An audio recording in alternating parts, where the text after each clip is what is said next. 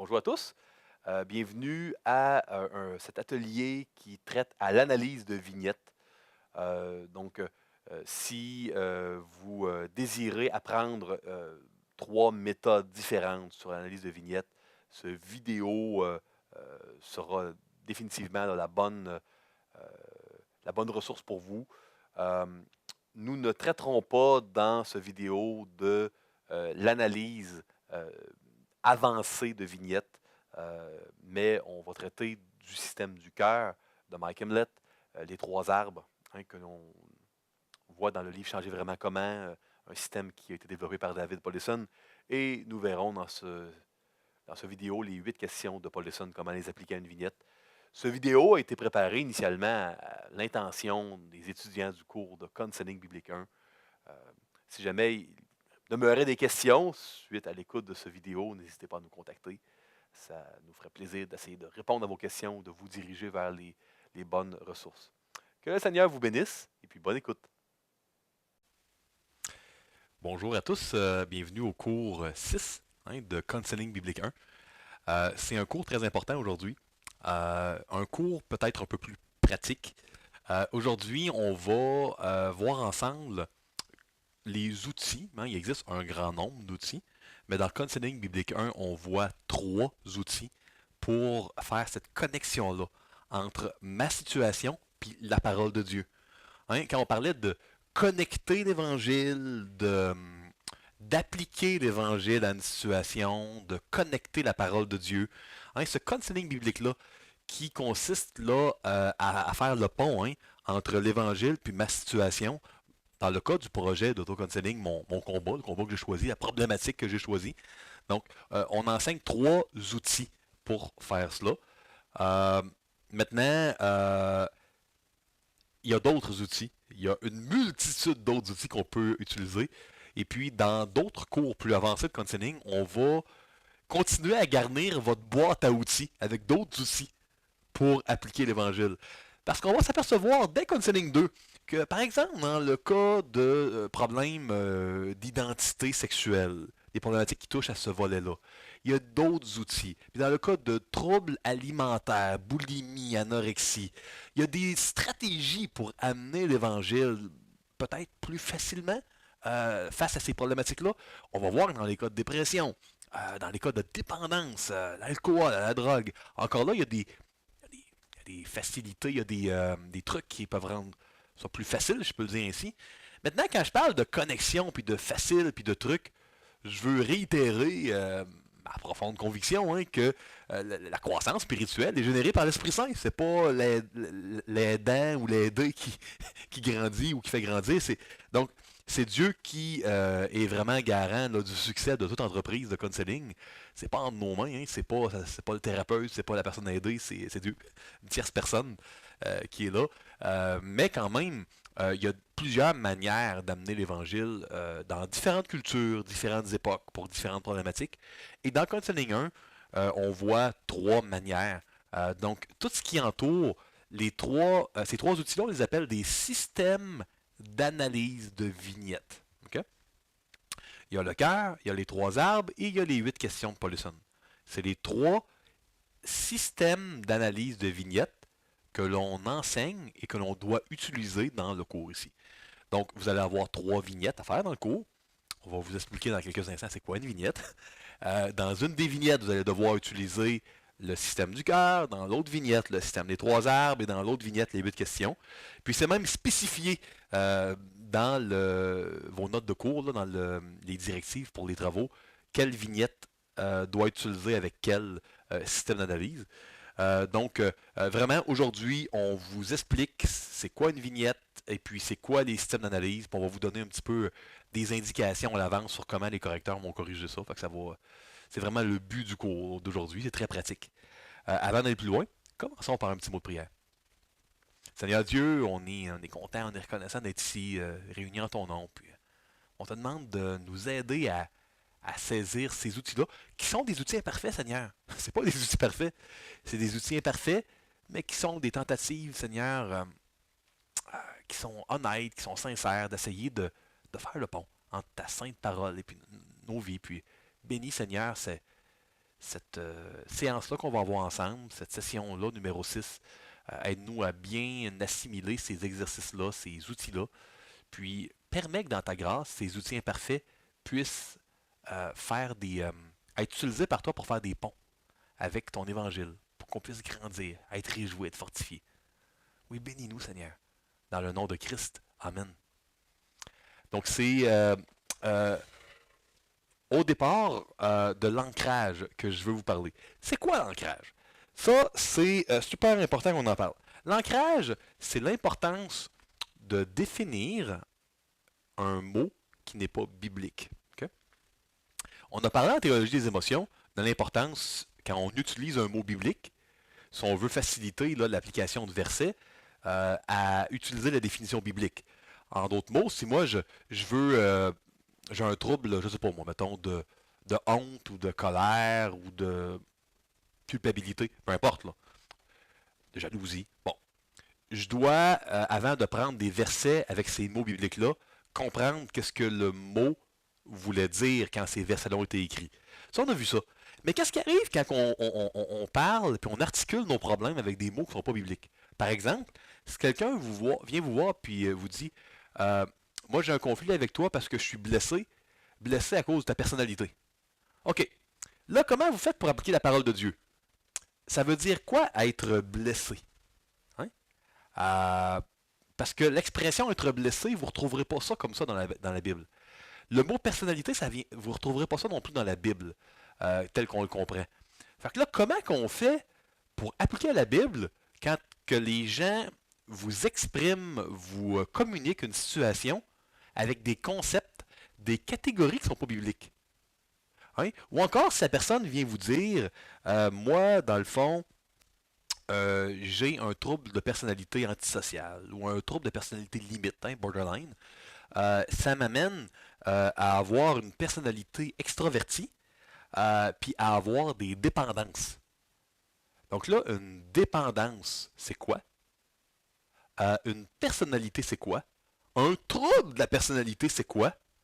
À être extraverti ou introverti, hein, c'est dans les théories de la personnalité moderne, ça, hein, l'introversion, l'extraversion, c'est quoi? Comment on articule ça bibliquement? Donc, en counseling, vous allez vous apercevoir que souvent, là, la difficulté quand les gens essayent d'appliquer la parole de Dieu à leur vie, que ce soit des chrétiens là, qui sont dans un cours de counseling ou des gens qui n'ont jamais entendu parler du counseling de leur vie, mais ils ont une situation, puis là, ils veulent appliquer les Écritures. La difficulté, puis je vais aller plus loin, même je vais vous dire, là, en mon opinion, la raison pour laquelle bien des gens là, appliquent peu la parole de Dieu à leur vie et trouvent que la parole de Dieu n'est pas très pertinente pour leur vie. C'est parce qu'ils disent, moi j'ai l'anorexie, la boulimie, c'est pas dans la Bible. Qu'est-ce que je fais avec ça? Je me questionnais au niveau de la fécondation in vitro, c'est pas dans la Bible. Ou encore quelqu'un qui a le sida, c'est pas dans la Bible le sida. Comprenez-vous un petit peu ici? Donc, si on comprend que toute situation, sans exception, peut être ancrée dans la parole de Dieu, c'est là que ça fait toute la différence. Qu'est-ce que je veux dire par l'ancrage? Ça veut dire quoi ça, ancrer toute situation dans la parole de Dieu? Ça veut dire que dès que j'ai un concept, une catégorie qui n'est pas biblique, je dois trouver un moyen de l'articuler à l'aide de mots, de principes, de concepts, de catégories bibliques. Par exemple, si on parle de personnalité, ben, on va parler de comment euh, j'exprime qui je suis avec des désirs, avec des forces, des faiblesses, avec des péchés, puis avec qui je suis vraiment. Fait que ma personnalité, c'est pas mon identité. Mon identité, c'est l'empreinte unique et distincte de l'image de Dieu en moi. Je peux pas parler de personnalité puis appliquer la parole de Dieu facilement avec ça. Mais si quelqu'un parle de personnalité, ben, je peux par contre faire des ancrages au niveau de désir. Si je dis que la personnalité, c'est qui je suis, l'empreinte de l'image de Dieu, avec des péchés, des désirs, des forces, des faiblesses, ça, j'ai tout ça dans la Bible. Comprenez-vous? Si on parle d'être blessé, puis pour moi, genre, ben, être blessé, c'est être attristé. Ben, la Bible en parle en base de tristesse. Il y a la tristesse selon Dieu qui mène à la vie, qui mène à la repentance dont on ne se repent point, et puis la tristesse qui mène à la mort. Tu sais, du monde qui mène à la mort. Donc, comprenez-vous? Être blessé, triste, ah, ça va. Euh, Si on parle maintenant de dépendance, puis on parle d'idolâtrie envers ou d'esclavage envers des désirs, la Bible parle d'esclavage, puis de la tyrannie que nos désirs peuvent exercer sur les enfants de Dieu. Voyez-vous, soudainement, on tombe dans des catégories bibliques. Donc, si on parle de troubles de personnalité, ben, la Bible parle de maladie. Comprenez-vous? Puis de l'impact du corps sur le cœur, puis de l'impact de la maladie. Donc, en counseling, ce qu'on veut faire, on veut tout simplement, quand on a une situation, s'assurer qu'on fait des ancrages derrière toutes les catégories non bibliques dans la situation, avec des choses bibliques. On veut s'assurer que s'il y a des mots bibliques, on les comprend tels que leur sens réel pourrait être retrouvé dans un lexique là, dans la Bible. Là, si on parle de colère, on veut la comprendre telle qu'elle était comprise par Dieu quand il a inspiré la Bible, etc. Puis à ce moment-là, quand on fait ces connexions-là, ben, la parole de Dieu s'applique d'elle-même. Ça devient beaucoup plus facile de l'appliquer. Vous allez peut-être dire, oui, c'est bien beau l'ancrage, mais qu'est-ce que ça fait si la situation est bien complexe? Vous allez vous apercevoir, à force de faire des cours de counseling, ceux parmi vous qui vont continuer, que les situations les plus complexes sont en réalité tout simplement un ensemble de choses qu'on peut connecter à la parole de Dieu puis qui sont simples. Euh, En counseling biblique, plus la situation est complexe, plus on veut simplement décortiquer tous les morceaux de cette situation-là, les ancrer bibliquement, puis comprendre de quelle manière l'Évangile interagit avec la situation. Donc, c'est ce qu'on veut essayer de comprendre aujourd'hui. Donc, quel est le but de l'ancrage? L'ancrage a pour but de connecter les Écritures à un concept qui n'est pas biblique. Une des difficultés les plus courantes qui empêchent bien les individus de connecter les Écritures à leur vie est le manque de correspondance. Hein? Non pas le mande, mais bien le manque. Vous excuserez la faute de frappe ici. Donc, le manque de correspondance entre cette chose-là et puis la Bible. Bon, j'ai mis des exemples. Si j'ai une dépendance à l'alcool, c'est pas un péché pour moi. Ben là, nous, on peut dire, ah, je suis soumis à un mauvais désir. Ben oui, c'est un péché. Oui, c'est difficile, mais Paul l'a dit dans Romains 7, puis on est responsable quand même. Mon voisin m'a fait une blessure émotionnelle. Pourquoi Dieu ne me guérit-il pas? Si on comprend que mon voisin m'a attristé, parce que on pourrait dire m'a attristé émotionnellement, mais attristé c'est une émotion. Fait que là, ça devient un pléonasme. C'est comme si je dirais je vais monter en haut. Ben, si je monte, ben, descends c'est en haut. Hein. Fait que, ou je descends en bas. Si je descends, c'est en bas. Fait que ça devient un pléonasme un peu. Bon, blessure émotionnelle. Bon, j'ai été attristé. On peut carrément scraper le mot émotionnel. Quand on est attristé, c'est tout le temps émotionnel. Fait que pourquoi Dieu ne me guérit-il pas? Peut-être qu'on veut dire ici pourquoi Dieu ne me réconforte-t-il pas? Ah ben là, je suis triste, hein, on m'a attristé, puis je suis pas réconforté. Maintenant, pourquoi Dieu ne permet pas que je sois réconforté? Hey, la question est ouverte. C'est à cause de moi, c'est à cause de Dieu. On va aller dans le psaume 77, mes amis, dans toutes sortes de passages bibliques. On va avoir les réponses. On peut faire la correspondance d'application. Je peux pas changer, c'est ma personnalité d'être colérique. Ben, si je dis je peux pas changer, parce que mon identité avec mes désirs, mes péchés et l'action d'Esprit Saint m'amène à être en colère. Ben, à ce moment-là, on va dire, c'est vrai que je peux pas changer, c'est Dieu qui nous change. Mais est-ce que Dieu était capable de me changer parce que j'ai des péchés? Ben non. Puis parce que j'ai une manière dont j'exprime qui je suis? Ben non. Parce que j'ai des forces et faiblesses? Ben non. Puis c'est quoi être colérique si c'est exprimer de la colère souvent? Ben Dieu peut me changer quand même. Comprenez-vous?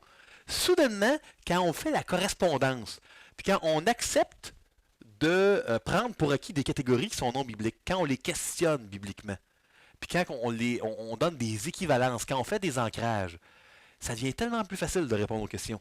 Dieu ne veut pas que j'aille à cette église car mes besoins d'estime de moi n'y sont pas remplis. Maintenant, Dieu ne veut pas que j'aille à cette église. Euh, Ça se peut, il peut y avoir une église qui peut-être enseigne des mauvaises doctrines, qui enseigne que Jésus n'est pas Dieu. Est-ce que je vous encouragerais à aller à une église qui dit que Jésus n'est pas Dieu? Ben non, c'est bien sûr. Ça ne serait pas une église, je vous argumenterais. Car mes besoins d'estime de moi ne sont pas remplis. C'est quoi ça, un besoin d'estime de moi? Est-ce que c'est... est-ce qu'on parle de l'attente d'être aimé? Puis maintenant, est-ce que Dieu nous donne l'Église pour qu'on soit aimé? Ben non. Dieu nous donne l'Église pour nous sanctifier et puis nous appelle à aimer les autres, puis nous dit justement que sur Terre, nos besoins d'amour ne seront pas remplis. Il l'indique, hein, il dit, regardez, les oiseaux ont des nids, les renards ont des tanières, puis le Fils de l'homme, il n'y a pas d'endroit où poser sa tête. Puis que ceux qui veulent me suivre, là, ils sont appelés à prendre leur croix et à me suivre. Fait que Jésus nous le dit d'avance. Fait que Dieu veut pas que j'aille à l'église, peut-être, mais certainement pas parce que je me sens pas assez aimé. Parce que c'est pas pour ça que Dieu me demande d'aller à l'église. Il me demande d'aller pour aimer. Maintenant, il peut y avoir d'autres bonnes raisons pour lesquelles Dieu veut pas que j'aille. Genre, il y a des fausses doctrines, puis on enseigne que Jésus n'est pas Dieu, puis que la Bible est fausse. Ouf, on n'ira pas à cette église-là. Mais ce ne sera pas à cause que je ressens que je suis pas assez aimé. Alors maintenant, si je vois une église qui enseigne les bonnes doctrines, mais il y a un manque d'amour réel qui se traduit qu'on essaye de me voler. Puis on essaye de. Je vais là-bas, puis je me suis fait violenter. On m'a cassé un bras la semaine dernière. Ouh, ça a l'air une église dangereuse. J'ai jamais entendu d'église comme ça, mais ça arrive. Effectivement. Tu sais, je suis pas en train de vous parler en absolu qu'il n'y a aucune bonne raison d'arrêter à une église. Écoutez, euh, est-ce que le Lévite et sa concubine dans Juge 19 ont bien fait d'aller coucher à Gibéa de Benjamin? Il aurait peut-être été mieux d'aller à Jérusalem finalement. Écoutez, ils se sont fait. La madame s'est fait violer, elle en est morte toute la nuit. Ça a fait une guerre civile, c'est terrible. Maintenant, est-ce que c'était la bonne chose quand même? Bon, on pourrait dialoguer, mais le point est que je comprends que dans le peuple de Dieu peut y avoir des choses terribles, puis que Dieu peut nous appeler à changer, mais le point c'est que il y a- parmi la liste de bonnes raisons pour lesquelles on pourrait changer d'église, ne pas se sentir émotionnellement là, assez aimé ne serait certainement pas parmi la liste. Fait que, comprenez-vous? Ici, là, quand on se questionne sur c'est quoi un besoin, c'est quoi l'estime de moi, c'est quoi être colérique, c'est quoi une personnalité, c'est quoi une blessure, c'est quoi une dépendance, soudainement, ces communications-là, si difficiles à contextualiser dans les Écritures, deviennent soudainement quasiment faciles à corréler bibliquement. Donc, ça, c'est l'importance de l'ancrage. Qu'est-ce que l'ancrage? Puis ici, je vous donne 3 étapes. Ça, là, les diapos sur l'ancrage. Mettez des étoiles, mes amis. Mettez un petit post-it parce que ça serait tellement des diapos tellement importants qu'un professeur qui voudrait donner une bonne représentation de la matière dans les examens pourrait, hypothétiquement, y choisir des questions d'examen. Qui sait? Ouais, fait que, quand même, si vous voulez mettre un surligné post-it, plier le coin de la page, pas si c'est dans votre ordinateur, ne pliez pas votre ordi, mais ça pourrait être bon. Qu'est-ce que l'ancrage? 3 étapes. Définir les mots de l'affirmation en question. Ce que j'ai fait. Tous les mots non bibliques, hein, regardez, j'ai défini dépendance, blessure, les besoins, estime de moi. 2. Exprimer et articuler cette affirmation à l'aide de mots et de concepts bibliques. Ok? Donc, quand vous avez une affirmation, là, quelqu'un vous amène de quoi, là, ou dans votre vie, vous avez une question, vous dites c'est quoi cette question-là? Écrivez-la sur une feuille, vous avez un tableau, écrivez-le. Ça, vous mettez un 1 à côté. Après ça, vous mettez un 2, puis vous réécrivez, mais les mots que vous avez soulignés, qui n'étaient pas des mots bibliques, là, vous les définissez, puis vous le réécrivez avec des mots bibliques, des catégories bibliques. Puis 3, étudiez ensuite quels sont les versets bibliques qui s'y rapportent. Aussi simple que ça. C'est spécial, hein? On écrit la phrase, on définit tous les mots, on souligne les mots pas bibliques, on les définit, on réécrit avec les mots bibliques, on trouve les versets qui s'y rapportent, et voilà, la connexion biblique là, commence. Fait que c'est ça l'ancrage, puis ça va être super important dans vos vignettes que vous le fassiez. Si vous articulez votre projet d'auto-counseling, puis dans votre vignette, vous dialoguez avec plein de concepts non bibliques, puis vous parlez de blessures émotionnelles, de la personnalité introvertie issue de votre tempérament flegmatique. Écoutez, c'est sûr qu'une correctrice ou un correcteur là, digne de ce nom là, va se devoir de souligner, vous dire hey, ancrage, point d'exclamation, ancrage ici, double point d'exclamation. Puis c'est sûr qu'on va devoir soustraire des points, malheureusement. Fait que là, moi je vous avertis d'avance. Hein, un avertissement. L'Esprit Saint nous avertit pour nous faire persévérer. Le professeur ici du cours de coaching vous avertit pour vous faire gagner des points. Dans le fond, moi, mon objectif est votre réussite. Hein. Fait que je vous avertis à l'avance, ancrage, hyper important. Fait que questionnez-vous. Je sais que ça va être très nouveau pour vous. Peut-être que dans toute votre vie, là, vous avez tout le temps articulé les choses là, sans questionner puis sans faire d'ancrage biblique. Vous allez rester surpris en faisant l'ancrage à quel point la Bible devient vivante puis pertinente incroyablement. Donc, ancrage, mes frères, mes sœurs, c'est important.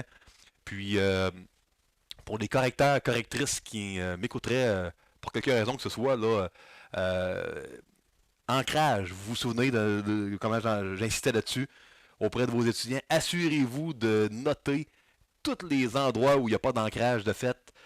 Ça goûtera pas bon en bouche, on n'aime pas ça quand on met des erreurs, un correcteur nous met des erreurs, mais par amour pour vos étudiants, ancrage là où c'est pas, vous le dépistez, vous le mettez, puis faites pas juste autour des points, suggérez-le comment ça aurait pu être ancré, là. Ça serait gentil, là, ça serait une belle générosité de votre part. Rien de pas faire comme les pharisiens, que tu mets des fardeaux, tu veux quand même porter les fardeaux les uns les autres, tu accomplis la loi de Christ. Bon, fait que ça c'est l'ancrage. Maintenant qu'on a parlé d'ancrage, système d'analyse de vignettes. Avant de parler de comment analyser une vignette, qu'est-ce que vous diriez, mes amis, qu'on vous parle de c'est quoi une vignette? Ça serait pas bête, hein? On a parlé un petit peu des vignettes au début du cours, mais la mémoire étant une faculté qui oublie, je vais vous le rappeler. Une vignette, ça se trouve à être un court épisode de ma vie, de votre vie, où un combat particulier s'est manifesté.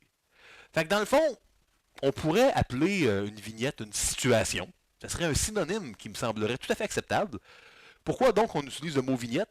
Ben, c'est pas moi qui ai décidé ça, hein. C'est que dans le monde du counseling et même non chrétien, dans le monde de la psychologie, de courtes situations où quelque chose se manifeste, le terme vignette est un terme existant, utilisé pour cet effet-là. Fait que moi, j'essaie de pas trop réinventer la roue. Mais oui, on aurait pu utiliser le terme situation si on avait voulu. Donc, si vous avez choisi votre combat contre le vol à l'étalage, puis vous, là, quand vous allez au magasin, il faudrait quasiment là, vous mettre des gants ou vous attacher avec des menottes parce que c'est comme si vous êtes porté à voler, à mettre dans le sac, c'est plus fort que vous. Peut-être que vous avez grandi là-dedans dans le vol, puis que là vous êtes converti, puis ça vous démange, puis vous vous sentez comme un moins que rien quand vous volez pas. Vous voyez que je m'amuse à caricaturer là, une situation. Là. J'essaie tout le temps de prendre des situations pour que des gens dans la salle pensent que hey, coudonc, le professeur parle tout de moi. Coudonc, as-tu lu mes travaux puis il parle de moi? Non, non, non, je parle pas de vous. J'ai pas lu encore les travaux, à part les gens que je corrige. Puis je fais tout le temps très attention de jamais, là, évidemment, citer dans la caméra des coréels. Donc, tout ça pour vous dire que la vignette que vous allez choisir, c'est une vignette qui contient une chute ou dans le combat que vous avez choisi. Fait que vous, si c'est le vol à l'étalage, ben, la vignette numéro 1 est un épisode où vous avez chuté dans le vol. La vignette numéro 2 est un autre épisode différent où vous avez chuté dans le vol. Puis la vignette numéro 3, ah, surprise, est encore un troisième événement où vous avez chuté dans le vol. Donc, souvent, la question que les étudiants me posent, puis je ne sais pas comment on peut plus se clarifier que ça, mais je l'ai mis les notes, mais je le répète, c'est pas trois combats différents. C'est un seul combat durant toute la session, puis les vignettes sont des épisodes différents du même combat. Je répète, pour que ça soit vraiment clair. Le combat que vous avez choisi dans votre proposition auto-counseling, c'est le même combat, mais où il va y avoir plusieurs épisodes de chute. Un épisode dans vignette 1, un autre dans vignette 2, un autre dans vignette 3. Puis le projet auto-counseling, ça va être votre réflexion globale sur ces trois vignettes-là de ce même combat-là. Fait qu'il y a un seul combat. Un combat, normalement, il y a plusieurs chutes. Un combat, c'est pas de quoi d'unique, là. C'est un combat contre le vol, il va y en avoir des chutes. C'est un combat contre l'argent, mais il va y avoir des problèmes avec l'argent. Comprenez-vous? Si vous avez un combat au niveau de la violence, ben, vous allez être violent à différents moments. C'est une dépendance, vous allez avoir plusieurs chutes en dépendance. Donc, un seul combat auquel on réfléchit, qu'on analyse dans des vignettes. Ça, c'est important de le dire parce que souvent, c'est un peu mal compris, puis les gens arrivent avec trois combats différents, le vol, la dépendance à l'alcool, et puis, je sais pas, moi, les blasphèmes, puis comme trois affaires différentes. Bon, on vous le dit d'emblée. Maintenant, c'est super important que ça soit des situations précises. Ça peut durer 1 minute, 2 minutes, une vignette. Une vignette, c'est pas une situation là, où vous racontez votre combat, puis durant l'année, j'ai eu 57 chutes à telle affaire, puis en général, j'ai évité telle affaire. Non, non. Une vignette, c'est de quoi qui doit être un court moment donné. Une autre erreur que les gens font, c'est de dire, ah ben, par exemple, quelqu'un qui choisit des troubles de colère. Puis là, la vignette numéro 1, c'est au niveau de la rage au volet. Peut-être que à ce moment-là, le monsieur qui a choisi son trouble de colère, il dit, ah ben moi j'ai souvent de la rage au volant. Fait que là, il vous raconte qu'en général, quand il y a de la rage au volant, il y a telle ou telle affaire. C'est pas une bonne vignette, ça va devoir être retourné. Une vignette, c'est un événement précis, pas un pattern dans le général, c'est passé des choses. Si vous dites, ouais, mais moi j'ai souvent la rage au volant, je l'ai 50 fois par année. Ah, ben tant mieux, choisis-en une des 50. Tant mieux ou tant pis. Puis cette fois-là, tu l'analyseras. Mais vous ne pouvez prendre qu'un épisode précis et distinct. Souvent, mon truc pour aider les étudiants, je leur dis, écoutez, pour être sûr de ne pas tomber et de glisser dans un pattern, soyez capable de dater. Maintenant, les gens disent, ah, mais je me souviens pas de la date exacte, Mathieu. C'est pas grave.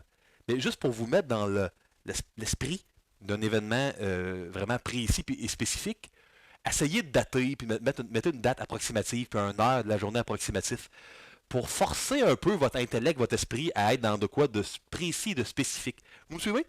Ça, c'est important. Donc, si vous choisissez un combat, par exemple, mettons que vous avez choisi un combat de dépendance à la pornographie. Hein, c'est un combat qui est souvent choisi par des étudiants et des étudiantes. Avec l'accès de l'Internet, c'est une matérialisation fréquente de la dépendance et de la convoitise. Maintenant, si vous choisissez ce combat-là, c'est très important que vous preniez des épisodes euh, précis et non pas un pattern où en général il est arrivé telle ou telle chose. Fait que ça, c'est super important. Des vignettes trop longues qui englobent plusieurs épisodes, c'est très difficile à analyser. Fait que ça doit être des vignettes courtes et circonscrites. Puis là, j'explique qu'il existe plusieurs systèmes d'analyse de vignettes qui servent à comprendre ces courts épisodes-là bibliquement, puis à connecter la parole de Dieu. Euh, L'ancrage, c'est important, mais les systèmes d'analyse de vignettes que je vais vous présenter en quelques instants, c'est comme une fois que l'ancrage est fait, comment je peux voir puis mettre en relief l'évangile dans la situation. Fait que l'ancrage, peu importe le système d'analyse que vous allez prendre, que ce soit les trois qu'on présente dans le cours ou dans un autre cours, un autre système, l'ancrage doit toujours être fait. Maintenant, le système ou l'outil avec lequel vous allez vous mettre l'évangile en relief dans la situation, là, il y en a plusieurs. On vous en présente trois dans le cours. Euh, dans le cours CB1, hein, Containing Biblique 1, trois vignettes seront utilisées puis enseignées. Vous allez utiliser le schéma du cœur pour la vignette numéro 1. Donc, pas la vignette numéro 2 ni la 3. Le schéma du cœur, c'est pour la vignette numéro 1. Vous allez utiliser le système des trois arbres, qui est comme le schéma là, qui est central au livre Changer vraiment comment de Laney Tripp. Dans la vignette, encore là, numéro 2. Et vous allez utiliser les 8 questions de Paulison dans la vignette numéro 3. Okay? Donc ça, c'est ce que vous allez faire dans le cours. Maintenant, j'aimerais vous donner exactement ce que vous devez rendre à vos correcteurs, correctrices, pour que ça soit le plus clair possible pour vous. Premièrement, ça c'est le premier système d'analyse. C'est le cœur, c'est le système d'analyse du cœur qui a été développé par Mike Hemlett. Vous pouvez retrouver dans le journal du Counseling biblique l'article que Mike Hemlett a écrit, où il a popularisé là, cette manière d'analyser les vignettes-là. Je crois que je parlais à Mike Hemlett dernièrement, là, puis il me disait que il veut euh, développer son système d'analyse du cœur, puis peut-être écrire un livre dessus ou un autre article pour le rendre encore plus complet puis plus facile à utiliser. Euh, Ici, vous voyez dans le fond le cœur d'un individu, peut-être le vôtre dans ce cas-ci. Puis aux alentours du cœur, les flèches là, qui pointent vers le cœur représentent les influences. Les influences sur le cœur de la personne. À l'intérieur du cœur, il y a trois choses. Il y a la présence du péché, hein, notre inclination au péché, nos péchés passés, et il y a l'Esprit Saint qui agit en nous. Et puis, à la base, hein, qu'est-ce qui sort du cœur? Hein? Jésus disait que de la bouche provient l'abondance du cœur, etc. Ben, il y a des décisions, il y a des actions, puis il y a des affections, hein, qui vont être des conséquences, qui vont être des résultantes de notre cœur. Maintenant, le point majeur du schéma du cœur, c'est ce qui suit. Malgré les pires influences, okay, dans la vie de quelqu'un, une personne peut quand même prendre de bonnes décisions avec l'Esprit Saint, hein, avec les pires influences du monde. Des idoles, des mauvais amis, un corps malade, une mauvaise culture. Pires influences, on peut quand même prendre des bonnes décisions, bonnes actions, bonnes affections, à cause de l'Esprit Saint.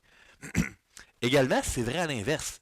Avec les meilleures influences, un corps en santé, mon ami, comme jamais, des bons amis, une belle culture, à cause de la chair, on peut prendre des mauvaises décisions, mauvaises actions, mauvaises affections. Donc, c'est un schéma qui sert à responsabiliser puis à mettre de l'avant notre responsabilité à la foi puis à la repentance. Puis des fois, il peut y avoir des influences qui expliquent une chute. Mais on est toujours responsable de nos péchés, peu importe les influences autour de nous. Fait que ça, c'est la description de ce système d'analyse-là. Et je vais vous montrer, dans quelques instants, on va prendre des exemples concrets, puis on va s'amuser là, pour les illustrer, à utiliser des exemples fictifs de vignettes pour voir qu'est-ce que ça peut donner. Euh, Si vous voulez, voici les 11 étapes si vous voulez avoir 100%, hein, que vous devez retrouver dans votre vignette analysée. Euh, donc, écoutez, si les 11 étapes sont présentes, ça ne veut pas dire que vous allez avoir 100%. Je vous dirais en général, 80% c'est une bonne vignette. Si il vous manque des choses dans les 11 étapes, ça se peut qu'on aille en bas de 80. Si les 11 étapes sont présentes, puis c'est vraiment là très très très bien, c'est profond, c'est vraiment fait là d'une manière extraordinaire, c'est possible d'avoir 90 ou 100. Il faut comprendre, 80 serait un genre de médiane. Quand on manque d'étapes, ben là, on descend, puis, ou quand on fait des erreurs, puis quand c'est vraiment bien, ben on ajoute. Est-ce que c'est subjectif? Ben oui, c'est pas des mathématiques, c'est pas un test d'algèbre. Fait que oui, un petit peu de subjectivité, mais on peut pas l'éviter. Que vous alliez à n'importe quelle école biblique, n'importe quel correcteur, la subjectivité est là.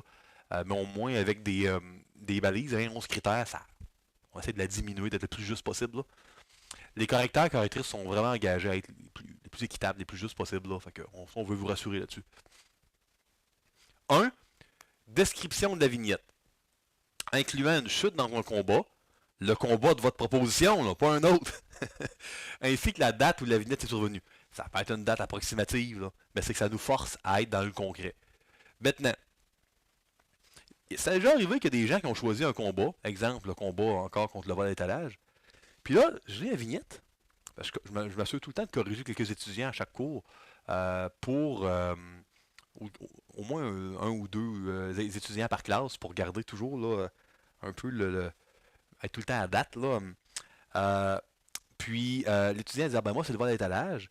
Vignette, c'est arrivé le 27 octobre 2012. J'étais dans un magasin, puis j'ai vu là, le chandail de mes rêves, puis j'étais arrivé pour le voler, puis soudainement, je me suis rappelé de Christ. Puis j'ai décidé de pas le voler. Puis là, je me suis mis à chanter des louanges, puis je suis parti.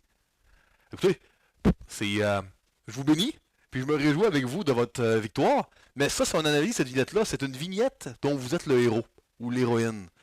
Euh, Fait que c'est sûr que c'est le fun, ça fait du bien de se réjouir puis de célébrer nos victoires, les victoires de Dieu en nous, je devrais dire. Mais ultimement, comprenez que c'est dans un combat où il y a eu une chute dans un combat. Fait que le but est pas de juste bien se sentir en sa peau en s'encourageant avec des victoires qu'on a eues, c'est d'analyser et faire l'autopsie d'un échec par rapport de trois échecs, hein, trois vignettes par rapport à un combat. Fait que c'est ça qu'on veut faire pour appliquer l'évangile puis grandir et tirer des leçons. Fait que ça c'est important. C'est sûr que vous ne devez pas prendre une vignette dont vous êtes le héros. On voudrait plutôt une vignette dont Jésus est le héros, puis essayer de tirer des leçons, puis grandir. Maintenant, l'influence de vos idoles dans cette vignette-là. Influence de mes amis, de mon corps, influence des circonstances, de ma culture, de mes pensées, quelle a été ma décision, les actions que j'ai posées, les affections que j'ai entretenues, ou que la situation m'a amené à entretenir involontairement ou volontairement, puis quelles leçons apprises issues de l'analyse de la vignette je retiens pour le futur. Donc, il y en a qui me posent la question, ça doit être un beau texte, avec vraiment des paragraphes, puis un petit peu style littéraire, le style, oui, si vous voulez, mais vous pourriez, là, vraiment là, mettre votre nom, puis mettre 1 à 11 avec les questions, mot pour mot, puis juste écrire. Tant que c'est dactylographié, hein, il pourrait avoir aucune phrase, aucun paragraphe, ça soit les 11 points avec la réponse à côté. Puis ça pourrait avoir 2 pages, puis vous pourriez avoir 100%. En mettant aucune phrase, aucun style, juste les 11 points et la réponse. Vous pouvez mettre ça en phrase, vous pouvez mettre ça en poème, en chanson, là je blague. Mais tu sais, vous pouvez le mettre différemment, mais sachez que les critères sont là, ici. Okay? Ça, c'est pour le schéma du cœur. Je vais aller aux 2 autres systèmes d'analyse, puis Puis après, on va vraiment là, les illustrer par des exemples. Ça vous va? On a également les trois arbres. C'est un système qui comporte de la chaleur, les épines, la croix et les fruits. Bon, on a lu la dernière fois, là, excusez-moi, Éphésiens, Jérémie 17. C'était le passage, je vous l'avais dit, duquel David Paulison, conseiller biblique très connu, s'est inspiré dans les années 80 hein, pour développer cet outil-là dans son cours de dynamique du changement biblique à Westminster Seminary, là, au CCF. Euh, donc, je vous relis le passage, puis ensuite, je vais vous l'expliquer. Ainsi parle l'Éternel. Maudit soit l'homme qui se confie dans l'homme, qui prend la chair pour appui, et qui détourne son cœur de l'Éternel. Il est comme un misérable dans le désert. Il ne voit point arriver le bonheur. Il habite les lieux brûlés du désert, une terre salée et sans habitants. Béni soit l'homme qui se confie dans l'Éternel, et dont l'Éternel est l'espérance. Il est comme un arbre planté près des eaux, et qui étend ses racines vers le courant. Il n'aperçoit point la chaleur quand elle vient, et son feuillage reste vert. Dans l'année de la sécheresse, il n'a point de crainte, et il ne cesse de porter du fruit. Le cœur est tortueux par-dessus tout. Il est méchant. Qui peut le connaître? Moi, l'Éternel, j'éprouve le cœur. Je sonde les reins pour rendre à chacun selon ses voies, selon le fruit de ses œuvres. Donc, un beau passage vraiment qui nous mentionne l'importance de s'appuyer sur Dieu. Puis, les résultats désastreux quand on s'appuie sur l'homme. Le cœur tortueux qu'on a. Voici le schéma tiré directement de Changer vraiment comment. Une des premières questions qui m'est posée à ce point-ci, quand j'arrive à ce schéma-là, c'est hey professeur, ouais Mathieu, pourquoi on appelle ça le schéma des trois arbres? Je n'en vois que deux. Je vois l'arbre fruitier ici, puis je vois le buisson d'épines. La croix n'est pas vraiment un arbre, c'est en bois, d'accord, mais c'est pas un arbre. Oui, vous avez raison. Maintenant, c'est comme ça que David Paulson a appelé son schéma, son système d'analyse, les trois arbres. Il faisait référence là, tu sais, dans à l'idée d'être maudit celui qui va être pendu à du bois. Parce qu'il y a une référence là, à l'Ancien Testament qui est là. Fait que, c'est ça. Fait que soyez pas surpris. Le troisième arbre, c'est quoi? C'est la croix. C'est comme ça que Paulson a appelé son schéma. Parfois, les étudiants disent hey, mais moi, je suis pas d'accord avec ça, puis on devrait faire ça. Puis, des fois, les étudiants ont des bonnes idées. Hein? Mais il faut comprendre que je vous enseigne des outils utilisés dans le monde du counseling. Puis, libre à vous un jour hein, de faire un autre outil imparfait, parce qu'il n'y en a pas d'autres, il n'y a pas d'outils parfaits à part la Bible. Mais je suis conscient qu'il n'y a aucun de ces outils-là qui sont parfaits. Mais je vous enseigne des outils utilisés, traduits, connus, répandus dans différents séminaires théologiques qui enseignent des programmes de counseling. Mais étant tout à fait conscient que dans chaque outil, il y a des angles morts, mais que c'est des bons outils. C'est bon d'avoir une boîte à outils bien remplie pour faciliter l'application de l'Évangile. Mais il n'y a aucune prétention ni des auteurs ni de moi que ces outils-là sont complets. Mais on vous les présente tels que les auteurs les ont bâtis. J'ai pas l'arrogance de vouloir modifier tous ces outils-là puis vous les présenter. Là. Puis même si je le faisais, il ne serait pas parfait. Hein. Fait que ici, on a la chaleur, genre de soleil. C'est quoi votre situation? Hein? Ici, on a la croix, hein, qui représente l'Évangile, qui représente l'œuvre de Christ, hein, l'œuvre de substitution, le fait qu'on a participé à la mort de Christ, on est ressuscité avec Christ, on est donc maintenant unis à lui et à son sort spirituel. On est libéré vraiment de cette mort spirituelle-là qui provenait de notre union avec Adam. Donc, ça, c'est l'Évangile. Puis, on peut, dans n'importe quelle situation, s'appuyer sur Jésus, aller à la croix par la foi et la repentance. Quand on le fait, Dieu produit du fruit en nous. Quand on ne le fait pas, Dieu produit des épines. Ici, c'est écrit des mauvais fruits. Là.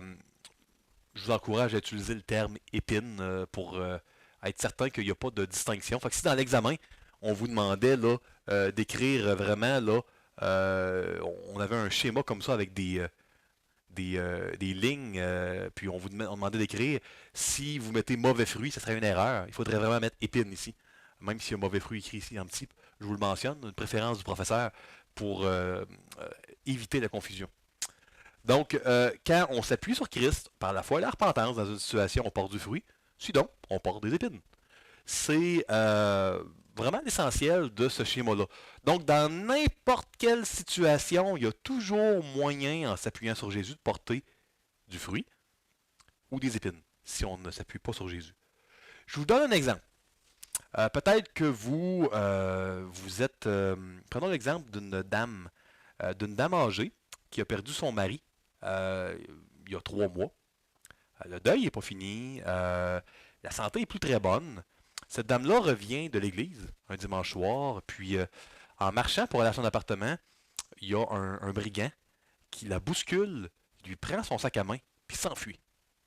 Puis bon, là, elle est tombée à terre, elle pleure, elle vit beaucoup de souffrance, puis là, elle retourne chez elle, elle appelle la police, puis là, il faut qu'elle demande ses cartes de crédit, tout le kit, c'est compliqué. Puis, elle s'est mise par la suite à développer beaucoup d'angoisse, parce que là, il est plus tout seul. Puis elle s'est dit, hey, si on s'est attaqué à moi, là, je suis plus âgé, ma santé est plus ce qu'elle était, mon mari est plus là, est-ce que je pourrais me faire dévaliser, je peux-tu me faire tuer? Puis cette dame-là s'est mise à faire des crises de panique. OK?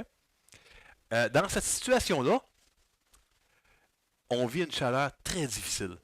On vit un deuil, on vit la santé qui est moins bonne, on vit beaucoup d'angoisse, parce que le monde est vraiment pas facile. Hein? Il y a toutes sortes de menaces dans le monde. Donc, c'est pas une angoisse qui est déraisonnable, il y a des menaces. Comment la foi et la repentance, dans ce cas-ci, bien plus la foi que la repentance, hein, on n'est pas dans le péché, comment la foi peut se matérialiser pour aider cette dame-là à s'appuyer sur Christ et à apporter du fruit dans une chaleur aussi négative? Euh, Si quelqu'un, au contraire, euh, prenons l'exemple d'un homme, appelons-le Marc, hein, c'est un nom fictif. Marc va à une retraite de son église, une retraite où ils ont un conférencier qui va enseigner des bons principes bibliques, enseigner la parole. Il va y avoir également des temps de louange, de prière. Ça semble très positif tout ça, hein? Ben, il est possible, avec une chaleur tellement positive comme ça, aussi positive que cela, si Marc ne va pas à la croix, puis dit, hey, moi, je vais en profiter. Je vais enfin pouvoir plaire à Dieu, puis amener Dieu à m'aimer. En allant à cette retraite-là, je vais prier plus que tout le monde. Hein? Ça, c'est ce que Martin Luther disait avant de découvrir l'Évangile. Il disait, là, moi, là, si on a un jeûne au monastère où je suis, je vais le faire plus que tout le monde. S'il y a quelques demandes qu'il y avait dans le monastère hein, de Wittenberg en Allemagne, là, à l'époque, avant que Luther ait découvert l'Évangile, il disait, moi, je vais le faire encore plus pour pouvoir atteindre Dieu. Hein. Mais si Marc disait, moi, je vais aller dans la retraite, puis je vais tout faire plus que tout le monde pour atteindre Dieu, pour vraiment plaire à Dieu, pour être juste devant Dieu.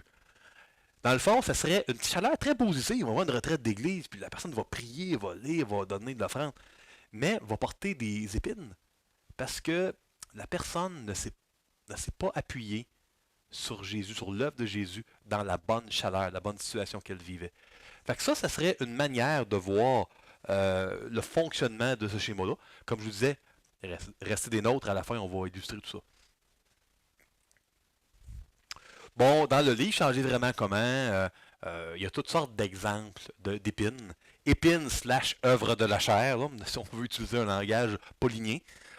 Puis oui, effectivement, quand on ne s'appuie pas sur Dieu, ben, il y a le déni. C'est quoi ça le déni? C'est quand il y a quelque chose, il y a une vérité qui ne nous plaît pas, d'essayer de la refouler en arrière puis de ne pas y penser. On voit que c'est un mécanisme fréquent là, chez les gens, par exemple, qui reçoivent une nouvelle d'une maladie mortelle comme un cancer. Il y a une phase de déni où les gens font un blackout, hein, ils refoulent et ils disent, un peu comme si en n'y pensant pas, puis en n'y croyant pas, la réalité ne sera pas là. Malheureusement, ça ne fonctionne pas comme ça, hein, on le sait. Des fois, de ne pas s'appuyer sur Christ amène notre cœur mensonger, hein, notre cœur tortueux à augmenter, à s'apitoyer, à amplifier. Des fois, on devient hypersensible. Puis, c'est comme si tout nous blesse, puis tout, on est hyper susceptible. Des fois, il y en a qui vont rendre le mal pour le mal. Il y en a qui, dès que on ne s'appuie pas sur Christ dans une chaleur difficile, on abandonne, prend une distance. Il y en a qui vont se justifier, et puis ne voudront pas le contraire de se repentir, hein, puis de compter sur la justification de Christ, obtenue par Christ, se justifier. C'est des catégories fréquentes d'épines telles que détaillées dans le livre Changer vraiment comment. Ça peut être bon de les apprendre. Maintenant, il y en aurait d'autres. On pourrait en mettre 50 des catégories d'épines. Lane et Tripp en donnent 6. C'est intéressant. Maintenant, dans votre travail que vous allez envoyer avec votre caractère, vous pourriez avoir uniquement, sans aucun texte, hein, votre nom sur la page, etc., les 6 étapes suivantes. Puis, si c'était vraiment, vraiment bien, vous pourriez avoir, si c'est bien, vous allez avoir 80 peut-être. Si c'était extrêmement bien, vous pourriez avoir 100%. S'il vous manque une des 6, ben, c'est sûr qu'effectivement, vous allez avoir en bas de 80. Donc, étape numéro 1, description de la vignette, incluant une chute dans un combat ainsi que la date réelle ou fictive là, où la vignette est survenue. Ça vous dit quelque chose? Ben oui, c'était la même étape que lors de l'autre description. Là. Fait que l'étape 1 reste la même. Ici, quelle a été la chaleur? La chaleur, c'est la situation. Alors, c'est la dame a tombé quand le voleur l'a poussé, elle a perdu son sac à main, etc. Son mari est décédé. Ça, c'est toute la chaleur. Les épines ou les fruits, ben, on n'en a pas parlé. Peut-être que la dame va décider de renier Christ, de puller, puis va se suicider. Ce serait une fin complètement tragique. Peut-être que la dame va dire Hey, je vais être obligé de m'appuyer sur Dieu. Mon mari est plus là. Puis le monde n'est pas facile. Je vais m'appuyer sur Dieu. Puis peut-être que ça va être une femme de foi qui va être utilisée par Dieu pour faire de grandes choses. Donc, fruits ou épines, ça va dépendre. L'histoire que je vous ai racontée ne contenait pas là, la finalité là, de cette dame-là au niveau des épines du fruit. De quelle manière suis-je allé à la croix ou non avec ma chaleur? Puis, si vous n'avez pas été à la croix de manière complète, ce qui est normalement supposé être le cas, parce que vous êtes supposé choisir une vignette où vous avez chuté. Donc, ça veut dire que quelque part dans la vignette, vous n'êtes pas allé à la croix. Ben, vous devez réfléchir comment j'aurais pu aller à la croix.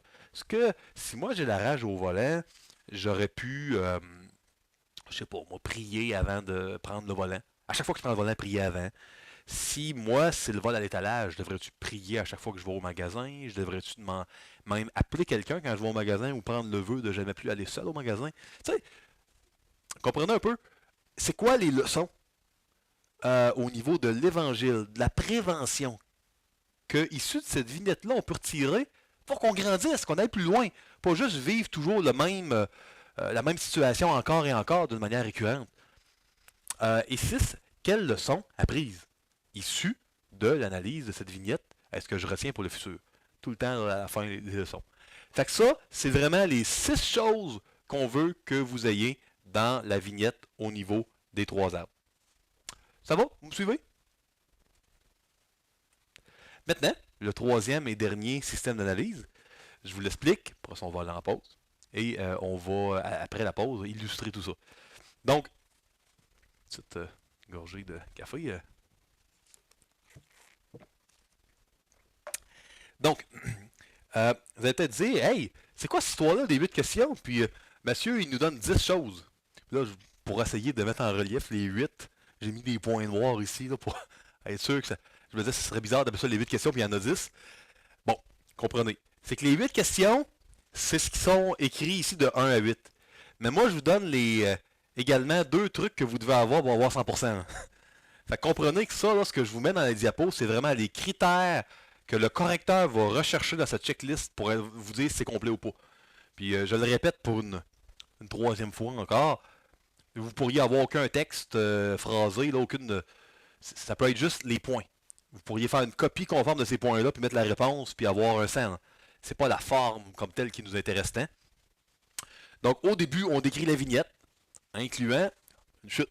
Hein. Vous comprenez le principe dans un combat, la date, réelle ou fictive, où la vignette est survenue, quelle est la situation, le plus de détails possible. Tu sais, si vous êtes flou là, dans la situation, c'est pas bon. Parce que, écoutez, vous êtes mieux de choisir un. Si vous êtes trop flou parce que vous n'êtes pas à l'aise d'analyser la vignette avec votre correcteur, choisissez une autre vignette. Parce que ça, c'est important pour ça. C'est très important. Il faut que vous compreniez. Le but de ce cours-là, le cœur de ce cours-là, c'est de travailler sur un problème dans sa vie avec l'Évangile. Si vous êtes tellement mal à l'aise à partager ce problème-là que c'est des mots de code partout puis vous omettez des choses, parce que votre correcteur ne pourra pas vous aider. Choisissez un autre problème, peut-être moins gênant pour vous. Parce que le correcteur, il est lié par une entente de confidentialité. La seule personne là, à qui votre correcteur peut parler, ben, c'est moi, tu sais, qui est professeur du cours, si jamais ils ont des questions.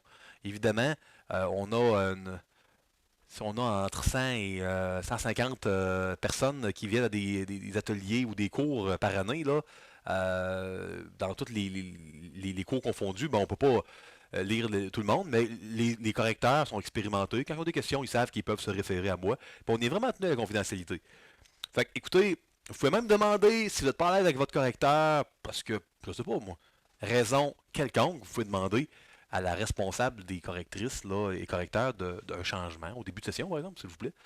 Euh, Nous, on veut tout faire pour faciliter, mais il faut comprendre qu'on ne peut pas vous aider si vous êtes obligé d'omettre des informations parce que ça vous gêne. Fait que, si c'est le cas, choisissez quelque chose qui ne vous gêne pas. Puis si vraiment, vous, il n'y a aucun problème dans votre vie que vous voyez que vous pourriez travailler avec quelqu'un, peut-être pas dû pour prendre le cours. Parce que c'est un cours où le cœur du cours, c'est de travailler un problème dans sa vie avec l'Évangile. Puis, honnêtement, je vais citer Dietrich Bonhoeffer ici, au chapitre 5 de son livre De la vie communautaire, un excellent livre sur la communion fraternelle. Chapitre 5 traite de la confession. Bonhoeffer dit qu'il est dangereux de recevoir la confession d'un frère ou d'une sœur euh, si nous, on n'est pas, on ne confesse jamais un combat à quelqu'un. Donc, si vous n'êtes pas prêt, peu importe le combat, même le combat le plus infime, peu importe le correcteur, à travailler quelque chose avec l'Évangile, avec quelqu'un, ben, bonne affaire, dirait. À vous de décider s'il a raison ou pas, que vous n'êtes pas prêt non plus à aider quelqu'un. Euh, donc, écoutez, moi, je vous encourage. Vous avez le bénéfice du choix, c'est vous qui choisissez. Choisissez quelque chose que vous êtes prêt à travailler. Utilisez l'opportunité. Hein. Les correcteurs, c'est des gens qui ont une expérience, puis qui veulent aider. Il y a des gens qui ont vraiment des ils vivent des expériences très instrumentales avec le Seigneur à travers ce cours-là. Ça a été mon cas, moi. Euh, Moi, j'ai pris le premier cours de counseling biblique avec David Paulison, non pas parce que je voulais enseigner le counseling, c'était à 1000 années-lumière de mes considérations. J'ai pris le cours parce que j'étais à un moment dans ma vie où j'y vais du découragement, puis où j'avais entendu parler en bien par John Piper du cours de Paulison. Puis je me suis dit, ah, ben ça va être bon, je vais le prendre pour moi. C'est une démarche que j'ai voulu faire pour moi. Puis j'ai joué le jeu, puis ça a été super instrumental. Ça a été tellement bon que j'ai pris d'autres cours, puis là, je me suis retrouvé à faire tous les cours qu'il ferait à Westminster là, en counseling dans le programme. Puis bon, à un moment donné, il y a eu des besoins d'enseignement, puis Dieu m'a emmené, mais c'était vraiment pas l'intention au début. Donc, ne gâchez pas l'opportunité que vous avez de travailler quelque chose de réel dans un contexte où il y a une entente vraiment éthique, très serrée de confidentialité, puis où les correcteurs sont choisis, etc. Fait que moi, c'est ce que j'enseigne vraiment, là, j'encourage vraiment là, à pas gâcher l'opportunité que vous avez. Prenez quelque chose priez pour que Dieu vous montre quoi prendre, puis prenez quelque chose que vous avez à cœur de travailler, puis oui, quelque chose que vous êtes à l'aise quand même là, de vous laisser guider là, avec le correcteur ou la correctrice qui vous est assigné. Donc, vous décrivez la vignette ici. Les 8 questions, quelle est la situation? Comment la personne réagit-elle? Hein, dans ce cas-ci, vous, là, parce que les 8 questions de Paulison là, sont quand aide quelqu'un d'autre. C'est pour ça qu'ils sont phrasés de même. Quels sont les désirs qui amènent une direction dans la situation? C'est quoi les conséquences de la réaction? Qui est Dieu? Que dit-il? Quelles ressources pourvoit-il dans cette situation? De quelle manière la personne peut-elle se tourner à Dieu pour avoir de l'aide? Comment réagir dans la situation de manière à honorer Dieu? Quelles sont les conséquences de vivre par la foi et l'obéissance dans cette situation-là? Et puis, toujours, à la fin des vignettes, quelles leçons apprises? Issues de l'analyse de cette vignette, est-ce que je retiens pour le futur? Donc ça, c'est les choses, les 8 questions plus les 2 choses additionnelles qu'on doit retrouver là, dans votre vignette numéro 3. Euh, Écoutez, on va à ce point-ci prendre une pause. Et puis après la pause, on va illustrer, on va utiliser ces systèmes d'analyse-là avec des cas pour vraiment là, les comprendre le mieux possible, puis être le plus habitué possible quand on va avoir à rendre nos propres vignettes à notre correcteur. Donc on va aller en pause maintenant. Donc maintenant qu'on vous a exposé Les trois systèmes d'analyse d'une vignette, on vous a parlé de l'ancrage, hein. Puis je le répète, l'ancrage doit être fait euh, avant tout, hein. Peu importe le système d'analyse que vous choisissez, il doit y avoir ancrage. Après ça, ben, on choisit un système. Dans votre cas, ben, vous avez comme pas le choix, là. Vignette 1, c'était le système, 2, c'était l'autre, vignette 3, c'était l'autre. Ben, donc maintenant qu'on a vu tout cela, qu'on a discuté de tout cela, j'aimerais qu'on se pratique ensemble. Donc, il y a deux exercices que j'aimerais faire. J'aimerais qu'on prenne en premier lieu le cas de Amnon. Amnon qui était un des fils du roi David. Donc on va aller vraiment dans le livre de Samuel pour pouvoir lire là, ce récit narratif-là, un récit véridique. On n'aura peut-être pas toutes les infos, mais on va essayer de pouvoir là, comprendre là, comment on pourrait utiliser nos systèmes d'analyse avec la situation de Amnon. Puis après ça, on va prendre un cas fictif que j'ai bâti pour vous. Puis on va utiliser encore là les outils là, avec ce cas-là pour nous donner juste une idée, une illustration. Je ne sais pas si vous êtes comme moi je suis le genre de personne qui, quand on a on mange avec un couple d'amis, puis pour dessert, on veut jouer à un jeu de société, on a beau expliquer les règlements, moi ça rentre pas, on dirait. Il faut que je fasse un tour de pratique, puis là, c'est comme si soudainement là, ça fonctionne, là, mais juste m'expliquer, là, si je le pratique pas, ça rentre pas. Fait que ceux qui sont comme moi, bon, ben, vous allez peut-être davantage comprendre ce que j'ai expliqué là, dans l'exercice ici. Donc ici, on est dans 2 Samuel 13, 1 à 17. Donc, après cela, voici ce qui arriva. Absalom, fils de David, avait une sœur qui était belle et qui s'appelait Tamar. Et Amnon, fils de David, l'aima. Amnon était tourmenté jusqu'à se rendre malade à cause de Tamar, sa sœur, car elle était vierge. Et il paraissait difficile à Amnon de faire sur elle la moindre tentative. Amnon avait un ami nommé Yonadab, fils de Shiméa, frère de David, et Yonadab était un homme très habile. Il lui dit: Pourquoi deviens-tu ainsi chaque matin plus maigre, toi, fils de roi? Ne veux-tu pas me le dire? Amnon lui répondit: J'aime Tamar, sœur d'Absalom, mon frère. Yonadab lui dit: Mets-toi au lit et fais le malade. Quand ton père viendra te voir, tu lui diras: Permets à Tamar, ma sœur, de venir pour me donner à manger. Qu'elle prépare un mets sous mes yeux, afin que je le voie et que je le prenne de sa main. Amnon se coucha et fit le malade. Le roi vint le voir et Amnon dit au roi: Je te prie que Tamar, ma sœur, vienne faire 2 gâteaux sous mes yeux et que je les mange de sa main. David envoya dire à Tamar dans l'intérieur de ses appartements: Va dans la maison d'Amnon, ton frère, et prépare-lui un mets. Tamar alla dans la maison d'Amnon, son frère, qui était couché. Elle prit de la pâte, la pétrit, prépara devant lui des gâteaux, et les fit cuire. Prenant ensuite la poêle, elle les versa devant lui. Mais Amnon refusa de manger. Il dit: Faites sortir tout le monde. Et tout le monde sortit de chez lui. Alors Amnon dit à Tamar: Apporte le mets dans la chambre, et que je le mange de ta main. Tamar prit les gâteaux qu'elle avait faits, et les porta à Amnon, son frère, dans la chambre.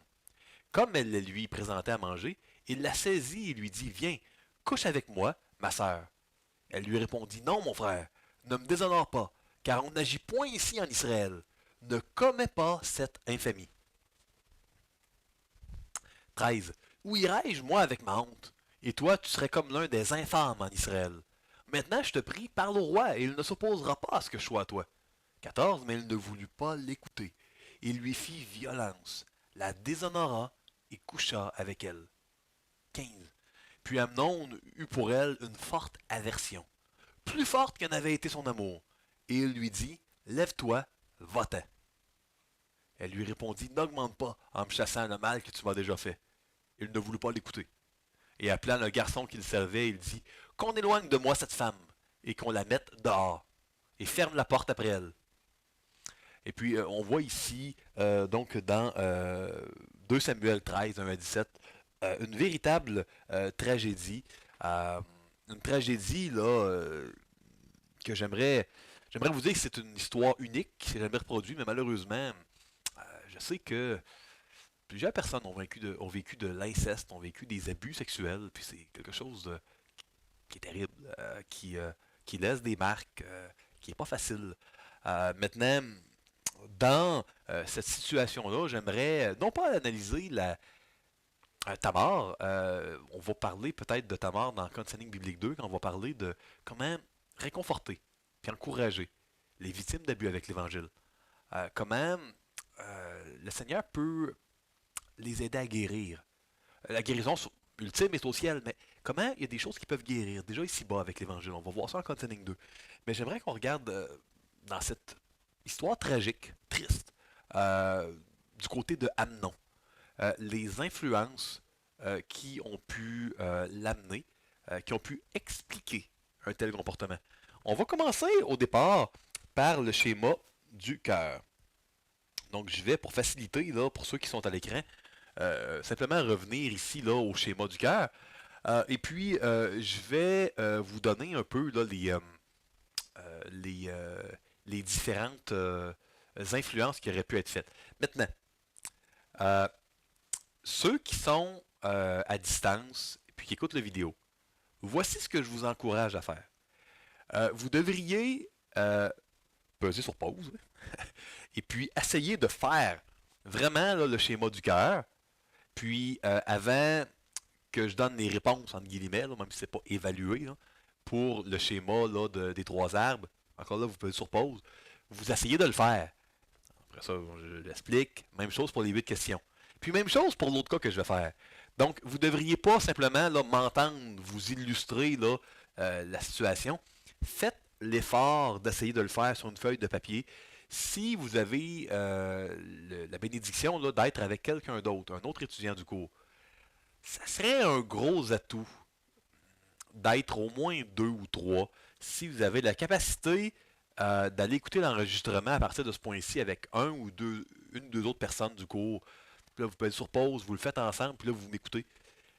Pas que c'est exhaustif ce que je vais vous amener, là, mais quand même, beaucoup, beaucoup, beaucoup plus intéressant. Ben, écoutez, si c'est pas possible, vous m'écoutez puis vous le faites tout seul, mais ça c'est juste qu'à ce point-ci, là, il y a une plus-value là, vraiment importante là, de vous mettre avec quelqu'un puis d'avoir des dialogues. Euh, donc là, on est filmé, mais quand que j'enseigne ce cours-là non filmé, ben, c'est à un point où, avant de donner les réponses, ben, je fais mettre les gens en groupe de deux ou trois, puis les gens se pratiquent, puis là, à tour de rôle, les gens partagent un petit peu leur réflexion. Puis là, j'interagis, là, puis je donne les réponses.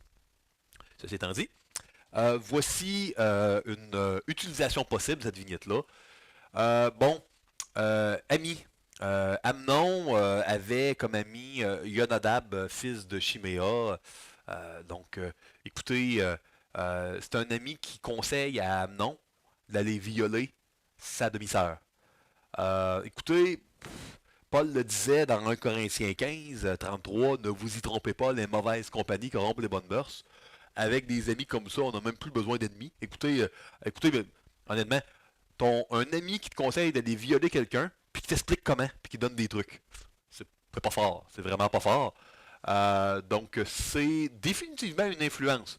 Puis, la réaction que j'ai parfois quand j'enseigne ce schéma-là, c'est comme si les gens, il y a des gens qui veulent tellement pas aller dans l'extrême de, voudraient pas aller dans un extrême où on excuse le péché que les gens veulent pas réfléchir aux influences puis aux explications. Je vous rassure, euh, ici on est dans les explications, pas dans les excuses. Euh, une explication, c'est pas une excuse. C'est important de comprendre les explications derrière un péché. Mais ça excuse en rien, là. On peut comprendre les explications derrière un meurtrier en série. Ça excuse pas. Il y a des gens qui vont prendre des explications comme excuse. Mais la Bible n'enseigne pas qu'une explication c'est une excuse. Donc c'est pas parce qu'il y a des gens qui, à tort, prennent des explications comme excuse que nous, on doit, en réaction à cela, mettre de côté l'intellect et on ne cherche plus à comprendre les situations. Non, non. Cherchons à comprendre. Il y a des explications. Ça n'excuse absolument pas. Mais c'est utile de les savoir pour prendre des leçons pour le futur. Puis c'est une belle illustration ici. Cette parenthèse-là est en faite. Donc on a une influence ici d'un ami de Amnon qui définitivement a pu faciliter là, pour Amnon l'idée d'un viol. Écoute, il lui a conseillé de le faire, puis il lui a dit comment. Bon. Au niveau du corps, ben, définitivement, si Amnon avait été castré, hein, il avait été un eunuque, comme c'était la coutume pour plusieurs, pas les fils de roi, là, mais pour plusieurs personnes qui travaillaient là, au service des harems, par exemple, ben, pas étant castré, pas d'hormones sexuelles, pas de capacité d'avoir des relations avec une femme, de violer une femme, ben, effectivement, ça serait pas pour une influence puissante hein, que d'avoir des hormones et puis avec les tentations sexuelles que ça peut produire. Évidemment, si Amnon avait été quadraplégique, même s'il n'avait pas été castré, s'il n'avait pas été eunuque, s'il avait été quadraplégique, incapable de bouger, là, ben, il n'aurait pas pu non plus faire violence à Tamar. Donc, la force physique d'Amnon, euh, ses, euh, ses pulsions sexuelles ont été des variables qui ont influencé. Ça explique, ça influence, ça n'excuse pas, hein? Vous me suivez, hein? Euh, Circonstances et culture. Malheureusement, on doit comprendre que on vit dans une culture qui, à tort, ne traite pas la femme comme étant une porteuse de l'empreinte unique et distincte de l'image de Dieu. À tort, malheureusement, la femme était vraiment traitée comme une possession, comme un objet à cette époque-là. Puis c'est très malheureux. Puis le temps me manque, mais on voit à différents endroits, dans un et dans 2 Samuel, comment la femme était considérée, puis c'était contraire au plan de Dieu. C'était pas comme ça que Dieu avait décidé de faire les choses dans le jardin au départ, au début de la Genèse. Euh, le péché a amené malheureusement là, toutes sortes de distorsions. Mais sachez que la culture de l'époque était une culture où la femme avait moins de valeur qu'un homme. C'est à tort, c'était pas voulu de Dieu. Maintenant, euh, on sait que le pouvoir corrompt, et puis le pouvoir absolu corrompt absolument. Bon, c'est pas biblique. Je crois que c'est Aristote qui disait cela. Sans être biblique, il y a probablement une certaine forme de. Il y a un principe, je pense, qu'on peut dégager de cette citation-là. Et puis, on est dans une circonstance où, comme fils de roi, ben, dans une monarchie, tu peux malheureusement, à tort encore ici, abuser de ton pouvoir. Et puis, on sait qu'il y en a eu des abus hein, de la part des rois. Là, puis, j'aimerais vous dire que David n'avait jamais fait ça, lui. Lui, il abusait pas de son pouvoir, puis il n'y a pas de problème. Mais écoutez, on est dans un. On est peu de temps après, là, que David ait fait tuer Uri, le Hétien, un de ses soldats, puis est couché avec Bathsheba. En fait, il a couché avec Bathsheba avant, il a tué Uri après. Donc, j'aimerais vous dire que lui, David, il abusait pas. Il abusait pas du pouvoir, ben, oui, il abusait du pouvoir lui aussi. Des fois, la pomme tombe pas loin de l'arbre. Puis, vous savez, si tu vois ton père commettre des péchés donnés, hein, abuser du pouvoir, peut-être que tu peux être influencé. Pas une excuse, explication de faire pareil. Fait que circonstances où tu as du pouvoir, culture, où la femme est dépréciée, a moins de valeur. Ici, on voit que Amnon entretenait des pensées. Hein. Vous savez, on n'a pas le contrôle sur les pensées qui surviennent. Hein. Ils surviennent. Puis parfois, il y a des gens qui ont de la difficulté à chasser leurs pensées. Je pense aux troubles obsessionnels compulsifs, par exemple, qui est un bel exemple de ça, où là, on essaie de les chasser, puis ces gens-là n'ont pas nécessairement le contrôle. Cependant, on peut essayer de combattre nos pensées quand elles sont mauvaises, on peut essayer de ne pas les entretenir, de chanter des louanges, d'entretenir d'autres pensées. Puis on voit pas ça chez Amnon. On voit que vraiment, là, il y a une fixation là, malsaine, là, déplacée, immorale sur ta mort. Puis là, la solution de Yonadab n'est pas, hey, bon, chante les louanges, puis non, non, c'est garde, tu pourrais la violer, puis voici comment. Ça, c'est vraiment là, une mauvaise influence des pensées. Bon, on sait que l'Esprit Saint n'agissait pas de la même manière dans le peuple de Dieu de l'ancienne alliance par rapport à la nouvelle. On sait qu'à cette époque-là, hein, l'alliance était gravée sur des tables de pierre. On sait que dans Jérémie 31, l'Éternel dit que la nouvelle alliance, ça va être gravée dans nos cœurs. Donc, écoutez, l'Esprit Saint quand même avait un ministère auprès des saints de l'Ancien Testament. Donc, Amnon aurait pu prendre la bonne décision. Il y avait la présence du péché, définitivement, là, chez Amnon. On n'a pas tout son historique de vie, les péchés passés qu'il a pu faire, mais ça aurait été une variable. Et puis, de ces influences-là, il y a eu une décision. Il aurait pu prendre une bonne décision, mais il y a eu une décision de violer ta mort. Puis il y a eu une affection vraiment là, déplacée. C'était pas Tamar qui aimait, parce qu'on le voit, hein, après avoir eu des relations, il l'a chassé, il l'a mis dehors. Donc ça, c'est malheureux. Il a pas été responsable là-dedans, hein. Pas cherché à réparer. Puis pas que c'était réparable parfaitement, non, mais il aurait pu essayer de se dénoncer au roi. Il y aurait des choses qu'il aurait pu essayer de faire. Mais il s'est enfoncé, il l'a chassé. Puis bon, mauvaise décision, mauvaise action, mauvaise affection. Ça serait une manière d'utiliser vraiment bon, l'histoire d'Amnon pour, avec d'en faire une vignette, puis avec cet outil-là. Évidemment, j'ai pas mis la date de la vignette, puis tout ça, là. Écoutez, j'imagine que j'aurais pu mettre là que ça arrive là, dans le fond, là, je sais pas moi, tant de siècles avant Jésus-Christ, là, essayer de le dater, mais on s'entend que c'est une situation spécifique, là, fait que ça s'applique pas parfaitement. Si j'essayais maintenant d'utiliser le schéma du cœur pour l'histoire d'Amnon, ben, on pourrait dire que dans l'histoire d'Amnon, puis là, ceux qui m'écoutent, qui l'ont pas encore fait, ben, ils s'opposent, si vous voulez. Euh, bon, la chaleur, c'était ses pulsions sexuelles, la présence vraiment de Tamar, mais dans un autre département hein, où lui n'avait pas accès. Ça vivait pas toutes dans les mêmes chambres, l'une à côté de l'autre, hein, la manière dont les harems puis dont les maisons des princes, des princesses étaient faites à cette époque-là. Donc, son amitié avec Yonadab, tout ça, c'est dans de la chaleur. Puis, le fait que lui, il se soit pas appuyé sur Dieu. Donc, il n'a pas dit, moi, non, je vais faire confiance à Dieu, je vais obéir à la Torah, hein, aux règles de Moïse. Tu ne vas pas violer ta sœur de même, là, selon la loi, là, si on lit le Lévitique, puis le Deutéronome, on le voit clairement. Donc, au lieu de dire, gars, je vais faire confiance à l'Éternel, puis mon berger, puis il va m'amener dans les verts pâturages, puis je vais appuyer sur lui. Puis il aurait pu dire, regarde, moi je voudrais violer, mais je le ferai pas. Puis je vais appuyer sur le Seigneur. Mais Amnon n'a pas dit ça. Euh, Puis on sait malheureusement il a porté des épines. Il a porté des épines. Les épines, ça a été le viol de Tamar, puis d'avoir menti également à son père, puis de l'avoir mis dehors. C'est toutes des épines, hein. Viol, mentir à son père en disant que c'était pour un gâteau alors que c'était pour violer, puis l'acheter dehors, trois épines claires. Je vois pas vraiment de fruit chez Amnon dans cette histoire-là. Des manières qu'il aurait pu aller à la croix, ben, c'est confesser. Il aurait pu aller au temple, il aurait pu parler à un lévite, à un sacrificateur, il aurait pu demander de l'aide, il aurait pu en parler à son père, le roi David, il aurait pu. Tu sais, vous comprenez, il y aurait eu beaucoup de choses qu'il aurait pu faire. Il aurait pu prier là-dessus, il y aurait eu des choses qu'il aurait pu faire pour pas que ça se reproduise.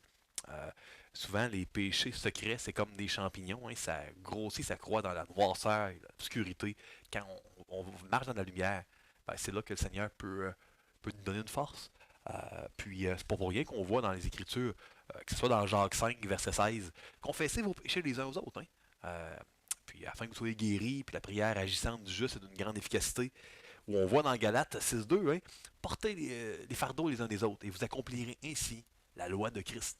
Donc, c'est pas pour rien que la parole de Dieu nous enseigne de marcher ensemble. Paul Tripp l'enseigne dans son livre Instrument dans la main d'un rédempteur. La croissance spirituelle, c'est pas un projet individuel, c'est un projet de communauté. Maintenant, les 8 questions qu'on pose pour ceux qui qui m'ont pas euh, qui m'ont pas entendu ici, hein, puis qui n'ont pas eu le temps de faire là, le travail, sinon ouais, vous m'écoutez. C'est quoi la description de la vignette? Bon, on lira pas là, le passage dans 2 Samuel, mais on le sait, c'est Amnon avait des désirs sexuels envers Tamar, et puis il consulte un mauvais ami. Il y avait un mauvais ami. Ils font un plan de match pour la violer, il la viole, il la met dehors, il ment à son père. Fait que ça, c'est la vignette, c'est la situation. En passant, la description de la vignette puis de la situation, là, ça se chevauche beaucoup, beaucoup. Euh, donc, si quand vous remplissez là, les 8 questions, là, si dans la description, vous décrivez comme il faut la situation, la chute, la date, ben, vous venez de faire le point 1. Là. Mais si vous faites juste mettre ici le contexte général, puis la date, puis la chute, puis que vous voulez compléter à un, c'est comme vous voulez. Fait que vous pouvez les garder séparés ou les joindre en un, là, parce que c'est très très connexe. Je tiens à le mentionner. Euh, donc, deux, comment la personne réagit-elle? Comment Amnon réagit? Ben, centré sur lui, il entretient des mauvaises pensées, il consulte un mauvais ami, il ment, mensonge. C'est quoi les désirs qui amènent une direction à la situation? Des désirs sexuels immoraux, à l'extérieur du plan de Dieu. C'est quoi les conséquences de la réaction? Ben, ultimement, ça va lui coûter la vie, Amnon. Fait que la réaction va être de mal agir, de se brouiller avec son père, avec son frère Absalom, avec sa sœur Tamar. Fait que ça brise les relations à sa famille, abîme sa relation avec Dieu, puis ça va lui causer la mort. Fait que ça, c'est les conséquences assez sévères, hein? 5, qui est Dieu? Ben, c'est le Dieu souverain, qui aurait pu donner le bonheur, puis donner vraiment une autre manière de faire Amnon. C'est le Dieu qui aurait pu l'aider à réparer s'il serait repenti. Qui ne met pas dehors celui qui vient à lui. C'est ça qui est Dieu. Quelle ressource pour voir ça dans cette situation? Il y avait le temple, on était à Jérusalem, là. Il y avait le temple, il y avait la Torah, il y avait le roi David, là, tu sais, qui était là. Il y avait toutes sortes de personnes qui auraient pu l'aider, là. C'est quoi, de quelle manière la personne peut-elle se tourner à Dieu pour avoir de l'aide? Ben, en confessant. En confessant le péché. Pas en gardant à l'intérieur. Puis, en mettant aussi un peu du ménage dans les relations, mettre de côté Yonadab, qui est un mauvais ami. Comment réagir dans la situation de manière à honorer Dieu? Ben, rendu là, c'est de la repentance une fois que c'est fait, ça c'est certain. Confesser, se repentir, essayer de réparer. Quelles sont les conséquences de vivre par la foi et l'obéissance? Ben, ça peut vouloir dire qu'il y a des mauvais désirs qui ne sont pas remplis. Dans ce cas-ci, les mauvais désirs incestueux, sexuels, immoraux de Amnon. Quelles leçons apprises issues de l'analyse de cette vignette est-ce que je retiens pour le futur? Ben, Amnon, définitivement, pourrait retenir des leçons au niveau de l'amitié, au niveau de dire la vérité, au niveau d'aller chercher de l'aide. Euh, tu sais, certainement qu'il y a il y a une mauvaise manière de voir sa famille, sa sœur, comment, tu sais, il y a des désordres et puis il y a une tonne de leçons. Mais la plus importante, je pense, c'est d'aller chercher de l'aide puis de se repentir puis de pas chercher, de pas penser que une idole va nous satisfaire. Il n'a pas été satisfait, non, après avoir violé ta mort. Une idole ne satisfait jamais. C'est insatiable. Ça serait une manière de analyser l'histoire d'Amnon avec les 8 questions. Il y aurait une tonne de manières différentes d'analyser c'est la vignette d'Amnon. Puis avec les mêmes méthodes que j'ai utilisées, on pourrait rajouter. Puis des fois, il pourrait y avoir des aspects subjectifs que moi je dis, puis vous pourriez argumenter des réponses connexes ou un peu différentes. Ça, c'est correct, ça. Les correcteurs sont bien au fait qu'il y a plusieurs manières acceptables de voir une situation.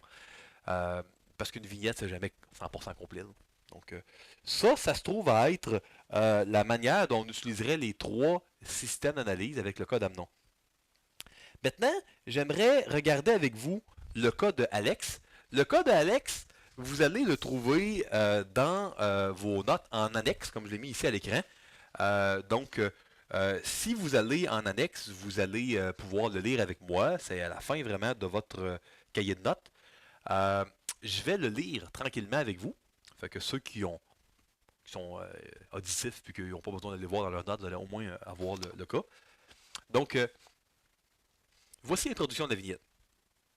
Je m'appelle Alex et j'ai 35 ans. Je suis célibataire et je viens de la Hongrie où j'étais pharmacien. Comme ma formation universitaire n'était pas reconnue au Québec, ou si vous écoutez de l'Europe, ben, en Suisse ou en France ou en Belgique, quand j'ai immigré, il y a 4 ans, je suis devenu un livreur de pizza à Boucherville. Il faut bien gagner sa vie, n'est-ce pas? Le sujet de mon projet d'autocounseling est mon combat pour arrêter de fumer. Je suis conscient que c'est une question d'opinion, mais j'ai la conviction personnelle que je devrais arrêter de fumer et que fumer n'est pas le plan de Dieu pour moi. Ceci dit, je ne juge pas les autres croyants qui pensent différemment de moi sur le sujet. La date survenue de la vignette, c'est le 23 avril 2018. C'était samedi soir, 23h30, et je fumais une cigarette Marlboro en me disant que c'était la dernière. Demain, je ne fumerai plus.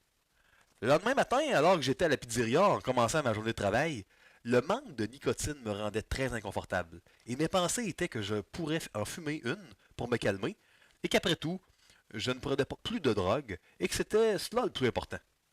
Je suis parti donc me racheter des Marlboro. Après avoir allumé la première, je ressentis l'effet calmant de la nicotine dans mes membres. Waouh! Quelle jouissance! J'éprouvais du contentement, mais en même temps un sentiment d'échec que je ne réussirais jamais à arrêter de fumer.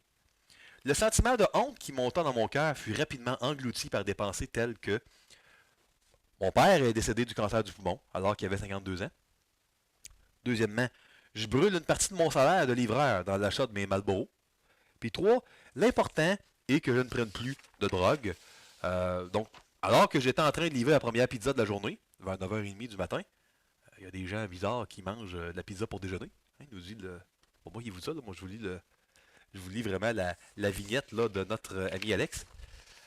J'ai été surpris en rentrant dans le domicile de mon client par l'odeur de cigarettes. Et pas n'importe quelle sorte. Des Marlboro. Cela a allumé quelque chose en moi cette journée-là. Jeu de mots non voulu ici. Sur l'heure du midi, je décidai de me commander une grosse pizza. C'est gratuit pour les livreurs. J'ai mis la pizza sur le siège passager de mon Toyota, puis j'ai mangé ma pizza tout en faisant mes livraisons durant l'après-midi. Puis vers 15h, alors que la fin de mon corps de travail approchait, je me suis dit que je m'offrirais une moyenne poutine avec saucisses merguez et extra sauce barbecue. Pour nos frères et sœurs européens ou africains, une poutine, c'est des pommes de terre frites avec du fromage puis de la sauce. Après tout, rendu au point où j'en suis, cela ne peut pas être pire. Pour dessert, quoi de mieux que deux petites pâtisseries en caramel avec un grand verre de Coke Diet. Puis, j'ai commencé à avoir un léger mal de cœur. Donc, je me suis dit, une petite cigarette, là, entre guillemets, va replacer le Canadien. Expression que j'utilise souvent depuis que j'ai eu ma citoyenneté canadienne l'année dernière, hein, nous dit ici Alex. Il est vrai que depuis longtemps, quand je ne vais pas bien physiquement, une cigarette est souvent un des meilleurs médicaments qui soit. Je me souviendrai toujours de l'un de mes professeurs à l'université de Budapest, alors que je faisais mon cours de pharmacien. Il s'appelait Franz Deák et enseignait la pharmacologie clinique. Il fumait comme une cheminée et disait que de toute manière, la majorité des médicaments étaient bien pires pour la santé. J'ai souvent pensé à ces paroles quand je me sens coupable de fumer, et je me sens toujours coupable de fumer, car je sais que cela n'est pas le plan de Dieu pour moi, côté santé, puis côté gestion de mon argent. Il y a deux autres pensées qui me viennent souvent en tête. Un, mon père a fumé toute sa vie et est un bon chrétien qui aimait le Seigneur, donc ce n'est pas comme si je suis en train de gâcher ma vie. Puis deux, quasiment tout le monde fumait dans mon petit village natal en Hongrie, et personne ne s'en souciait vraiment, donc c'est pas comme si je suis quelqu'un de si différent. Ces deux pensées m'amènent à un mélange de confusion quand j'y pense, et je remets parfois en question ma décision d'arrêter de fumer. Cependant, je finis toujours par arriver à la même conclusion. C'est la bonne chose pour moi d'arrêter de fumer. Rendu à la maison, je suis triste. Je me regarde dans le miroir, puis je me dis que je vais avoir de la difficulté à me marier si je ne perds pas du poids. Sachant que la cigarette aide à perdre du poids, je me dis, bah, une dernière petite Marlboro. C'est pour la bonne cause. Et puis, bien vite, le paquet de cigarettes y passe. Je joue un peu à Age of Empires 3 avec mon ordinateur pour essayer d'engourdir le mal et la honte, car sinon, je sais très bien que je ne réussirai pas à m'endormir. Puis je lis un peu ma Bible, par principe, et je prie. Puis au dodo, en espérant que demain soit une meilleure journée. Donc écoutez, toute ressemblance avec n'importe quelle personne qui pourrait dire Hey, moi j'ai choisi ça il y a 5 ans, ou il y a 7 ans, ou 3 ans, n'est que pure coïncidence. C'est vraiment un cas complètement fictif, fait de toutes pièces. Donc, aucune ressemblance avec aucun cas réel. Comment on pourrait gérer le cas de Alex? Commençons par reprendre ici le cœur. Même principe, si vous êtes seul ou en équipe, l'idéal est de passer sur pause, d'essayer de le faire vous-même pour vous corriger, pour avoir fait l'effort vraiment de faire l'exercice. Vous allez être bien meilleur pour vos vignettes si vous faites cet effort-là. Ici, on a définitivement une influence au niveau des amis, on pourrait dire des proches. On voit que le père de Alex a fumé, que tout le monde dans son village natal en Hongrie fumait. L'influence de son professeur, de pharmacologie clinique à l'université de Budapest, quand il faisait son cours de pharmacien, qui fumait. Ça, c'est une influence. Euh, Au niveau de son corps, Alex sait très bien, il a fait un cours de pharmacien que, bon, la nicotine, etc., l'appétit, il veut maigrir, il veut perdre du poids. Fait que ça, c'est définitivement une influence. La nicotine, il y a une dépendance à la nicotine. Fait que ça aussi, il y a une influence du corps ici. Hein? Circonstances puis culture, circonstances. Il y a moyen d'avoir des pizzas gratuites. Fait que c'est sûr que définitivement rien pour aider là, à perdre du poids. Hein, si on mange des pizzas, puis des pâtisseries, puis une autre poutine, puis bon, c'est pas la meilleure nourriture, le meilleur moyen pour s'alimenter. Culture, où tout le monde fumait, encore là, ça chevauche avec Ami dans son village natal, puis son père fumait, puis c'est un bon chrétien, etc. Vous comprenez, hein? Circonstances, culture, influence, ses pensées, bon, on voit qu'il pense à ses Marlboro, puis il arrive à Marlboro, les Marlboro sont une fixation chez Alex. Euh, c'est quelque chose qui l'aide, qui pense qu'il l'aide, mais ça ne l'aide pas en réalité. Puis là, dans une vignette, il y a des... faut comprendre là, qu'il y a des détails précis. Euh, maintenant, moi, quand je vous lis la vignette fictive, ben, je suis en train de faire des commentaires sur une marque de cigarette plutôt qu'une autre, ou une marque de une sorte de nourriture plutôt qu'une autre. On n'est pas là. Mais comprenez, quand vous allez faire une vignette, ça va être avec des détails qui vous correspondent. Maintenant, dans le cas de bon, est-ce que Alex idolâtre le mariage ou pas? Comment il définit la réussite dans sa vie au niveau idolâtrie? Ça, c'est pas clair. Fait que peut-être que si moi je vois comme idolâtrie, là, moi si j'avais à remplir la vignette dans ce cas-ci, là, parce que ça, c'est pas comme si c'était une vignette que moi j'écris de moi puis je parle de mon idolâtrie. Je mettrais une ligne. Je dirais, ah ben, la vignette, les informations fournies ne me permettent pas. Fait que là, c'est un petit peu différent de ce que vous avez à faire. Vous faites votre vignette. Fait que c'est sûr que votre vignette, vous êtes supposé répondre à toutes les questions. Ou sinon, ben, vous expliquez pourquoi vous ne pouvez pas répondre. Mais si on vous demandait de faire la vignette de ce cas-ci, puis là, vous n'avez pas accès au cœur de Alex, ben, moi, je mettrais une ligne. Ah, idole. Moi, j'aime pas la spéculation. Je ne vais pas plus loin. Présence du péché, donc euh, l'Esprit Saint est là. Il y a eu des décisions là, malgré sa conscience qui lui dit qu'il devrait arrêter la cigarette, ben, il continue. Puis malheureusement, on voit que il est pris dans une spirale, là, spirale qui est pas facile. Maintenant, dans les vignettes, il faut comprendre là, que il y a parfois des péchés qui sont clairs, puis il y a des péchés qui le sont pour la personne. Ici, peu importe notre opinion sur si fumer ou pas et péché ou pas, ça n'a aucune importance. Dans ce cas-ci, c'était péché pour Alex. Dans son cœur, pour lui, il y avait une conviction. Or, Romains 14, 23, B nous dit, tout ce qui n'est pas le produit d'une conviction est péché. Bon. Lui avait une conviction que c'était mal de fumer. Fait que quand il fume, c'est mal. Maintenant, peut-être que vous, au bout du fil, vous avez une autre conviction, mais il faut tout le temps comprendre là, que du moment que lui trouvait que c'était mal dans sa conscience, puis il fume, ben, il agit contre sa conviction, puis ça, c'est péché. Vous me suivez? Fait que c'est super important de réaliser cela. Puis dans les cas que vous, ceux qui, les correcteurs qui m'écoutent, dans les cas que vous allez corriger, vous ne devez pas injecter, quand c'est des opinions personnelles, votre propre opinion. Si quelque chose est péché pour la personne, puis il agit contre sa conviction, ben Romains 14.23b, c'est péché. Euh, Fait que c'est ça qui est important. On corrige vraiment l'application de l'évangile de la personne par rapport à sa compréhension théologique. Puis il y a des choses très claires dans la Bible, mais il y a des choses qui peuvent être des opinions, puis qui peuvent être discutables. Donc ça serait la manière dont on pourrait illustrer le cas d'Alex avec cette vignette-là. Il a pris la décision de continuer à fumer, de mal s'alimenter. Euh, Puis bon, on voit que il y a des affections là qui sont difficiles là à circonscrire dans la vignette. On manque d'informations. Euh, à quel point là, il y a un deuil au niveau de sa carrière de pharmacien. À quel point il trouve son célibat difficile. Est-ce qu'il est seul? Est-ce qu'il a des amis? Il nous manque beaucoup d'informations pour répondre à toutes les questions. Dans vos vignettes, ben là, on a davantage, hein, on a accès. Quand je fais ma vignette, ben moi j'ai accès illimité à toutes les informations. C'est dans mon cœur. Schéma du cœur. On a ici les étapes que j'ai nommées. On va aller à la croix. Ici, les trois arbres. Situation, on a un Alex, immigré de Hongrie, pharmacien, mais qui ne peut pas pratiquer au Québec, qui a un travail, une occupation qui est beaucoup moins rémunérée que celle d'un pharmacien, celle pour laquelle il a été formé. Il est dans une autre culture, un autre pays. Euh, il a une dépendance à la cigarette qui pour lui est mal, puis il a de la difficulté à s'en sortir. Puis bon, il prie, il lit la Bible, il y a de la difficulté. On voit qu'il y a des chutes. On voit que toute la honte, la culpabilité sont définitivement des épines qui sont produits là, de ses péchés, le fait qu'il ne s'est pas appuyé sur le Seigneur, on sait que ça ne l'a pas sali. Hein? Euh, le fait qu'il ait chuté, ben, ça n'a pas changé l'œuvre de Christ en lui. Mais il sent la honte et la culpabilité. Euh, c'est correct d'être triste après un péché, mais on ne devrait pas sentir qu'on mérite un châtiment parce qu'il n'y aura plus jamais de condamnation et de culpabilité pour ceux qui sont en Jésus-Christ.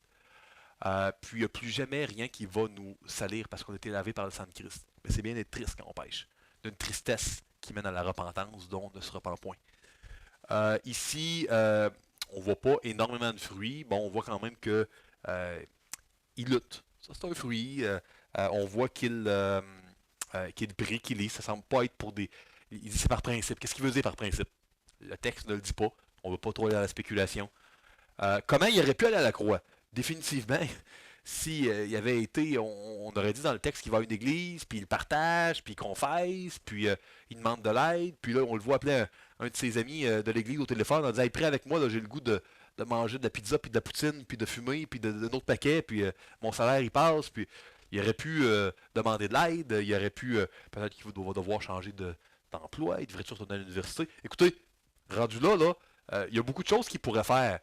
Il y a des choses qui sont du gros bon sens, mais prier puis s'appuyer sur le fait que Dieu va l'emmener quelque part pour rien. Puis c'est pas un hasard. La providence. Dieu amène Alex exactement où il veut qu'il soit. Puis de prier, de chanter des cantiques, de confesser, c'est des choses qui euh, pourraient être une manière de matérialiser la foi puis d'aller à l'évangile dans la situation pour qu'il y ait des fruits qui soient générés. Euh, Dans le cas de, en passant, là, je ne l'ai pas mentionné dans les dernières analyses que j'ai faites, mais dans le cas d'Amnon, évidemment, là, c'est clair pour tout le monde, j'imagine, là, que l'épine ou l'action ou la chute, c'était un viol, puis de mettre dehors Tamar, puis de mentir au roi David. Dans le cas de Alex, c'est d'aller contre sa conviction que la cigarette, c'est mal, puis contre sa conviction que la mauvaise alimentation nuit à son corps. Fait qu'on n'est pas dans le viol, puis le meurtre, puis les grosses affaires, mais c'est définitivement là, euh, pour Alex une chute. Là. Ce serait ça les chutes selon Alex. C'est ce qu'il nous dit. Nous, on travaille avec ça. Euh, on décrit la vignette, donc on a un Alex qui émet Gros Québec. C'est vraiment la chaleur ici. Hein? Fait que c'est des outils d'analyse qui se ressemblent. La chute, c'est donc la mauvaise alimentation et la cigarette. La situation, comment la personne réagit-elle? On voit que euh, quand la personne fume, ben là, va engourdir avec de la malbouffe, de la mauvaise alimentation, puis va engourdir avec un autre, encore de la cigarette, puis engourdir à la fin avec des jeux vidéo, des jeux d'ordinateur. Fait qu'on voit une spirale pour essayer d'engourdir une douleur, une culpabilité. Il prie, il lit, mais il semble qu'il ne tire pas dans l'Évangile là, un réconfort par rapport au mal de vivre que Alex vit. C'est quoi les désirs? Écoute, c'est-tu de la solitude? C'est-tu les désirs, un sentiment d'échec? C'est quoi les désirs qui l'amènent à vouloir s'engourdir avec la cigarette, avec la mauvaise alimentation, avec les jeux vidéo? Ben, on ne sait pas, hein, la vignette ne le dit pas. Fait que ça, on mettrait une ligne. Quand vous devez faire votre propre vignette, là, vous avez les réponses. Quand on vous demande, on va vous le demander dans d'autres cours, d'analyser la vignette de quelqu'un dans un cas, vous ne devez pas spéculer. Ça, c'est l'erreur du débutant, de tomber dans toutes sortes de spéculations. En counseling biblique, on doit vérifier les choses en posant les questions, puis quand on n'a pas les réponses, on est mieux de ne pas aller trop loin puis de ne pas tomber dans la spéculation. Euh, Quelles sont les conséquences de la réaction? Des conséquences salariales qui sont pas très bonnes, puis au niveau de sa santé qui sont pas bonnes, puis au niveau spirituel. Fait que, il perd son argent, il perd sa santé, puis comme il va pas à la croix chercher un réconfort, ben, il y a un mal de vivre. T'sais. Qui est Dieu? Ben, c'est le Dieu qui est souverain, qui veut amener Alex quelque part. C'est un Dieu qui veut le réconforter. C'est un Dieu qui, alors que Alex semble avoir perdu là, sa profession, semble être tout seul, on ne sait pas trop de détails. Est-ce qu'il vit de la solitude? Le Seigneur, lui, il a une œuvre et puis il veut que Alex reflète son image dans le parcours où il est. De quelle manière la personne peut se tourner vers Dieu? Ben, définitivement, je le répète, la croissance spirituelle n'est pas un projet individuel, c'est un projet de communauté. On vit dans une société occidentale très individualiste. Et puis, souvent, une des manières d'aller à la croix, c'est d'aller se joindre à un corps local, à une église locale. Maintenant, l'Ancien Testament comme le Nouveau Testament ont jamais dit que ça serait parfait dans une église locale. Au contraire, la Bible dit le contraire. Si on lit moindrement la Bible, que ça va être rempli de péchés, ça va être difficile. Euh, Jésus le dit. Hey, Jésus là, dit que, dans le fond, c'est un peu comme si l'église est un hôpital. Puis il dit c'est pas les gens qui sont bien portants qui ont besoin de médecins, c'est les malades. Dans le fond, Jésus, il nous traite de malades. Puis c'est de nous, des malades, qui avons besoin d'un médecin et de Jésus. Donc, il ne faut pas se leurrer, là. La conversion, c'est pas la ligne d'arrivée, c'est la ligne de départ. Donc, oui, dans l'Église, ça va être très difficile, mais le but de Dieu à travers les difficultés va être de nous faire grandir, de nous sanctifier, de nous façonner. On pourrait dire, hey, pourquoi Dieu n'a pas fait ça autrement? Un hôpital qui serait plus agréable, etc. Là, il y a des péchés. Moi, je me fais heurter quand je vais à l'église. On pourrait lui demander quand on va le rencontrer au dernier jour. Dieu a un parcours, puis il veut qu'on le reflète. Puis certainement que Jésus aurait voulu ne pas avoir à mourir sur la croix. Mais regarde, c'était le parcours que son Père avait pour lui. On ne sera pas perdant avec le Seigneur. Il faut lui faire confiance. C'est un plan de gloire qui défie toute imagination, ce que pour nous. Je sais qu'il y a de la souffrance ici-bas, mais il faut lui faire confiance.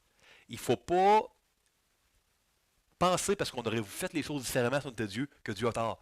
C'est d'une arrogance, d'une folie incroyable. Il faut lui faire confiance. Il faut faire confiance à Dieu. Euh, donc, quelles ressources pour passer à cette situation? Ben là, euh, certainement qu'au Québec, il aurait pu aller vers une église quelconque, il aurait pu prier. De quelle manière la personne peut se tourner à Dieu? Bon, prier, demander de l'aide, encore là, aller vers une église.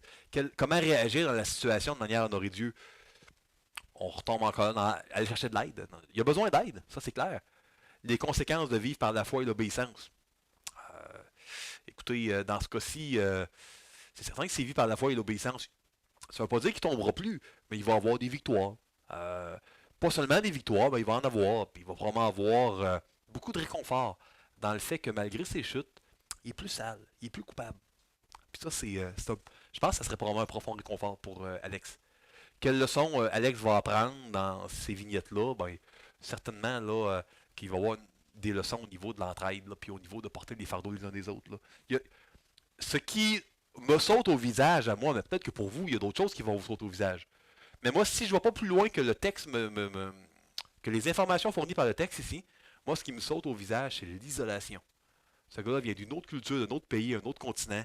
Il est tout seul, il vit des choses pas faciles, à plein point de vue. Ce monsieur-là est isolé. Puis moi, je crois que il y a il y a un support puis une aide du corps de Christ qui me semble là, criant au niveau de la plupart de ces questions-là.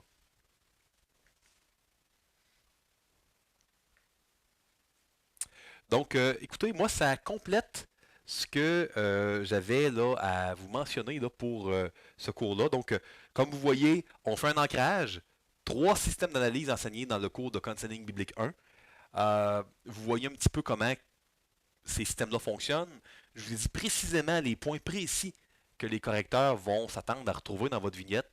Je vous encourage à ne pas trop vous inquiéter pour le style littéraire, comment vous allez phraser ça. Ça peut être des points seulement. Puis on a analysé avec, oui, les cas incomplets, là, ça c'est certain, là, parce qu'on n'était pas dans la tête d'Amnon ni de Alex, mais on a analysé les cas d'Amnon et de Alex pour se donner une idée. Et puis, écoutez, la beauté, c'est que comme vous envoyez vos vignettes au correcteur, s'il vous manque des morceaux, vous allez pouvoir les corriger pour le projet final, vu qu'à la fin de la session, vous allez remettre les mêmes vignettes à votre correcteur. Donc, n'hésitez pas à demander de l'aide à votre correcteur, votre correctrice. Ça va leur faire plaisir, j'en suis certain. Donc, que le Seigneur vous bénisse richement. Et puis, on se revoit au prochain cours.